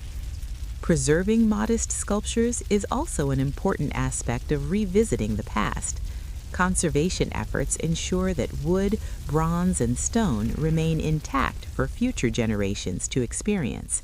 Treatments may stabilize materials, protect surfaces, and prevent environmental damage while retaining the integrity and authenticity of the object. Preservation work allows communities to maintain continuity, ensuring that the stories embodied in modest sculptures remain legible, evocative, and meaningful. These monuments also encourage intergenerational engagement. Children can learn directly from older residents about the tools, utensils, and implements depicted, gaining insights into the labor, routines, and traditions of previous generations. Stories about farming, cooking, craftsmanship, and domestic care are passed down, enriching both the object and the observer's understanding. By facilitating dialogue between generations, modest sculptures foster continuity and a sense of belonging within communities. Modest sculptures can also highlight regional diversity while emphasizing shared experiences. A carved corn basket in a Midwestern town differs from a bronze kettle in the South, yet both communicate the value of labor, care, and routine. Visitors recognize that despite geographic and cultural differences, daily life across communities involves similar forms of skill, effort, and human connection. These sculptures, therefore, offer a lens through which Americans can revisit not only local history, but also national narratives of resilience, craft, and shared experience. The stories embedded in modest sculptures extend beyond labor to encompass social, cultural, and personal histories. For instance, a wooden loom carved as a public monument can evoke the work of women artisans, the economic history of textile production, and the transmission of craft skills through generations. A bronze plow may symbolize both agricultural labor and the technological innovations that shaped rural communities. Each sculpture carries multiple layers of meaning, inviting thoughtful reflection and interpretation. Communities have also used modest sculptures to foster tourism and cultural engagement. Visitors are drawn not only to the visual form, but also to the stories and experiences they represent. Walking through a town square, pausing to observe a carved wooden chair or a bronze kitchen tool, tourists encounter the rhythms of everyday life from decades or centuries past. These interactions create opportunities for connection, learning, and reflection, bridging gaps between visitors and local residents while deepening appreciation for historical and cultural context. In many towns, festivals, workshops, and educational programs revolve around modest sculptures. Demonstrations of traditional crafts, guided tours explaining historical context, and interactive activities for children bring the objects to life. Residents and visitors engage with history through tactile experience, storytelling, and observation. In this way, the sculptures act as catalysts for cultural continuity, community interaction, and lifelong learning. The emotional impact of modest sculptures is subtle but profound. They encourage observers to slow down, to notice detail, and to reflect on the significance of ordinary life. A carved rolling pin might evoke the comfort of family meals, while a wooden basket recalls the communal effort of harvest. These moments of reflection foster empathy, appreciation, and understanding, allowing viewers to revisit the past not as distant history, but as lived experience accessible through familiar objects. Modest sculptures also provide continuity amid change. Towns and cities evolve, populations shift, and neighborhoods transform. The sculptures, carefully maintained and thoughtfully displayed, offer an enduring link to the past. Residents returning after decades may recognize familiar forms, while newcomers are introduced to local traditions and heritage. Through the permanence of object and story, communities preserve identity, memory, and shared values. Across America, from small towns in New England to the plains of the Midwest, from southern villages to urban neighborhoods, modest sculptures continue to offer rich insights into the nation's past. They celebrate labor, craft, domestic life, and everyday experience, emphasizing the extraordinary significance of ordinary objects. Visitors and residents alike gain opportunities for learning, reflection, and connection, experiencing history through tangible, relatable forms. By engaging with modest sculptures, Americans revisit a past that is often invisible in grand narratives. They recognize the value of labor, the dignity of routine, and the continuity of community. They see the stories of artisans, farmers, homemakers, and workers encoded in objects that endure beyond their original function. The sculptures invite contemplation of both material and meaning, offering a calm, reflective space to consider the human experiences that have shaped communities across generations. Ultimately, revisiting America's past through its most modest sculptures provides a reminder that history is not only found in monumental events or famous figures, but also in the everyday lives of ordinary people. Carved spoons, bronze plows, wooden baskets, and other simple objects serve as touchstones, connecting observers with labor, tradition, and care. They allow communities to honor the past, educate the present, and inspire future generations, preserving continuity, reflection, and calm across time and place. Through these sculptures, Americans are invited to see history in a new light, through objects that are humble, familiar, and enduring. They offer tactile, visual, and emotional entry points into past lives, providing insight into work, family, craft, and community. By observing, reflecting, and learning from these modest monuments, viewers participate in a cultural dialogue that honors ordinary life while deepening appreciation for the continuity of human experience. In a country known for its dynamic energy, rapid innovation, and constant movement, there exists a quieter, almost hidden tradition, one that finds meaning in monotony, calm, and the subtle rhythms of daily life. Across towns and cities, Americans have created monuments that honor ordinary objects: a wooden spoon, a bronze plow, a carved basket. At first glance, these sculptures may seem repetitive or mundane, yet their very ordinariness holds extraordinary significance. They stand as enduring testaments to patience, labor, and care, offering spaces of reflection and peace for generations to come. The idea of honoring monotony emerged from a recognition that much of human life is composed of repetition. Daily tasks, preparing meals, tending gardens, crafting goods, or caring for others, may appear ordinary, even monotonous, yet they carry profound meaning. They sustain families, shape communities, and preserve traditions. By creating monuments to these ordinary acts, communities acknowledge that consistency, diligence, and attention to detail are worthy of recognition. In doing so, monotony becomes a source of pride, reflection, and tranquility. These monuments began to appear in small towns, often initiated by local artisans, civic groups, or residents who wished to commemorate the unnoticed labors of everyday life. A simple wooden rolling pin in a town square might honor generations of bakers. A bronze rake in a park could recognize the farmers who cultivated the land. Sculptors enlarged these ordinary items, translating them into forms that invite contemplation.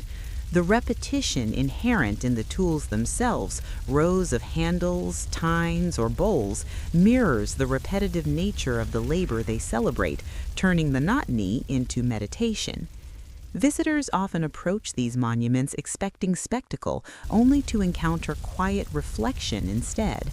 Unlike towering statues or elaborate memorials, these objects demand patience and observation. A carved spoon does not dazzle with size, yet it draws attention to craftsmanship, form, and utility. Its simplicity encourages mindfulness, inviting viewers to consider the care, skill, and rhythm embedded in everyday acts. In this way, monotony is reframed as a pathway to peace, a reminder that consistent effort and routine are not burdens, but foundations of community and culture. The creation of these monuments often involves collaboration between artists and communities. Residents share stories of the tools, utensils, and household objects they wish to honor. Artisans translate these accounts into sculptures that are both accurate and evocative, capturing not only form, but the stories and values associated with them. In some towns, workshops are held where residents, including children and elders, participate in carving, casting, or assembling parts of the monument. This engagement reinforces communal bonds and imbues the sculptures with layers of shared meaning. Monotony, as celebrated through these sculptures, also conveys lessons about time, endurance, and sustainability. The labor represented by a plow, a basket, or a kitchen utensil is not fleeting, it is repeated over seasons, years, and generations. By immortalizing these objects, communities honor the enduring rhythms of life, highlighting how small, consistent actions accumulate into lasting impact. Observers are reminded that patience, consistency, and careful attention, though seemingly monotonous, contribute to resilience, continuity, and the well-being of future generations. The aesthetic of monotony contributes to its meditative power. Repetition, symmetry, and simplicity in the sculptures evoke calm. Bronze tines aligned precisely, wooden handles echoing each other, or carved bowls arranged in subtle sequence create visual rhythms that mirror the patterns of daily labor. These visual cues, combined with thoughtful placement in quiet parks, gardens, and squares, encourage slow observation and mindful reflection. In a world dominated by noise, haste, and overstimulation, such spaces offer sanctuary for contemplation. Conservationists play a crucial role in maintaining these monuments, ensuring that their lessons endure. Wood is treated to prevent cracking, bronze is stabilized to resist oxidation, and stone is reinforced against erosion. But preservation is more than technical, it is also symbolic. By caring for objects that celebrate monotony, conservators reinforce the value of consistent attention and stewardship. Each intervention preserves not just the material object, but the meaning embedded in repetition, craft, and careful observation. The pedagogical potential of these monuments is also significant. Schools and educational programs often use them to teach children about history, labor, and community. A bronze plow becomes a lesson in agriculture, economics, and technological innovation. A carved basket teaches lessons about craft, domestic labor, and generational continuity. Children learn that what may seem ordinary is actually foundational, that consistency matters, and that repetition is not trivial but meaningful. By engaging young minds, these sculptures pass on values of patience, care, and reflection to future generations. Visitors often experience a subtle transformation when interacting with these monuments. They may begin a tour distracted, seeking novelty and spectacle, only to find themselves slowed, reflective, and engaged with the rhythms of ordinary life. Watching the contours of a carved spoon, noticing the polish on a bronze handle, or tracing the grain of a wooden basket, observers enter a quiet, meditative state. The monotony represented in the sculptures becomes a mirror for inner calm, emphasizing mindfulness, presence, and appreciation for the often overlooked routines of daily life. Communities themselves are shaped by these monuments. Public spaces featuring sculptures of ordinary objects encourage gatherings that are slower, more thoughtful, and more connected. Residents pause to observe, to converse, to remember. Festivals and workshops celebrating these monuments reinforce local identity, bringing together generations to share stories, skills, and memories. Through these interactions, monotony becomes communal, rhythmically binding people together and creating a legacy of shared experience and cultural continuity. Even urban centers have embraced the enduring legacy of monotony.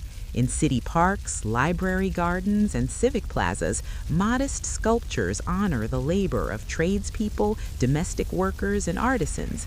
Observers walking along bustling streets encounter these quiet installations as moments of pause, prompting reflection on the consistency, skill, and dedication that shape urban life. Monotony, in this context, is reframed as a stabilizing force amid constant change, a reminder that peace and order are cultivated through persistent care. The symbolic nature of these monuments extends to broader cultural and philosophical themes. By celebrating ordinary objects, communities convey values of humility, diligence, and respect for labor. They remind observers that greatness does not always reside in spectacle or fame, but in the quiet, repetitive acts that sustain families, towns, and societies. In doing so, the sculptures create a moral and emotional framework that reinforces the importance of mindfulness, attention, and patience in both personal and communal life. Sculptures honoring monotony also offer lessons in sustainability. The repeated use of durable materials and the careful construction of long-lasting forms reflect a cultural ethic of responsibility. By valuing objects for their endurance rather than novelty, communities encourage environmental awareness and practical resourcefulness. Bronze plows, wooden spoons, and carved baskets stand as symbols not only of past labor, but of thoughtful, measured living, a lesson for future generations navigating a world of rapid consumption and fleeting trends. These monuments further provide intergenerational continuity. Older residents share memories of the objects, practices, and routines represented, while younger observers learn to appreciate effort, skill, and tradition. Through observation, storytelling, and participation, communities maintain a living dialogue between past, present, and future. Each generation inherits not just the object itself, but the meaning it embodies, that care, consistency, and reflection are enduring forms of wealth and wisdom. The installation and maintenance of these sculptures often become rituals in themselves. Community members gather to unveil a new work, participate in cleaning or restoration, or observe seasonal changes in outdoor displays. These activities reinforce the lesson that monotony, when honored, is not a limitation, but a source of structure, reflection, and collective well-being.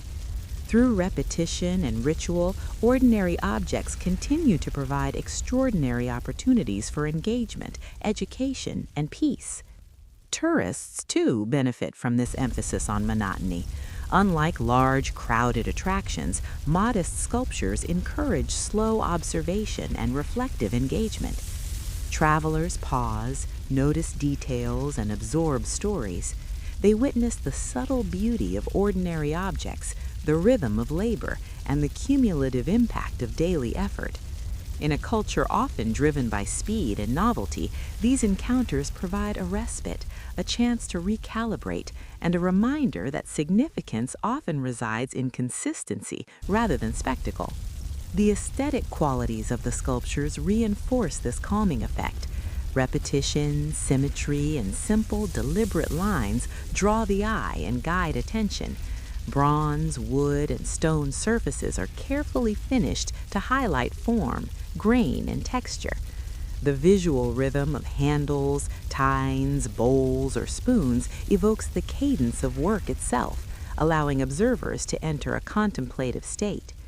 In this sense, the monuments function not only as historical markers, but also as instruments of emotional and mental well-being.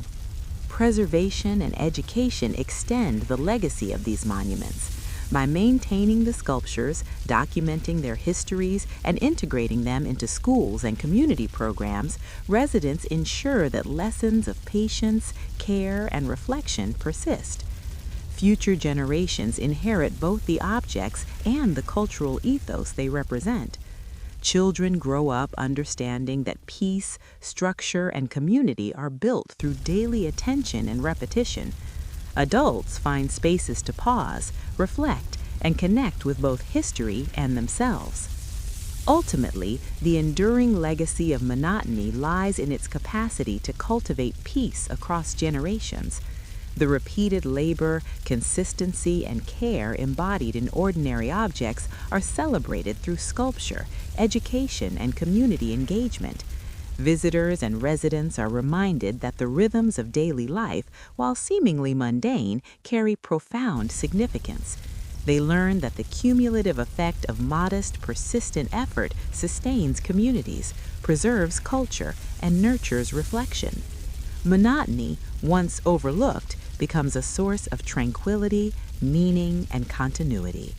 Across America, from small towns in New England to rural villages in the Midwest, from southern communities to urban neighborhoods, these monuments of ordinary objects stand as enduring symbols. They honor labor, skill, care, and consistency, while providing spaces of calm, reflection, and education. Through conservation, storytelling, and community engagement, the legacy of monotony is preserved, ensuring that future generations inherit not only the objects themselves, but also the values they embody: patience, mindfulness, and the quiet power of ordinary life. By engaging with these modest sculptures, Americans encounter the profound significance of repetition and routine. They see that daily labor is worthy of recognition, that ordinary objects carry extraordinary meaning, and that tranquility is cultivated not through spectacle, but through consistency, care, and reflection. The enduring legacy of monotony thus becomes a gift to the future, a promise that peace, understanding, and continuity can be nurtured through attentive observation, thoughtful engagement, and the celebration of life's quiet rhythms.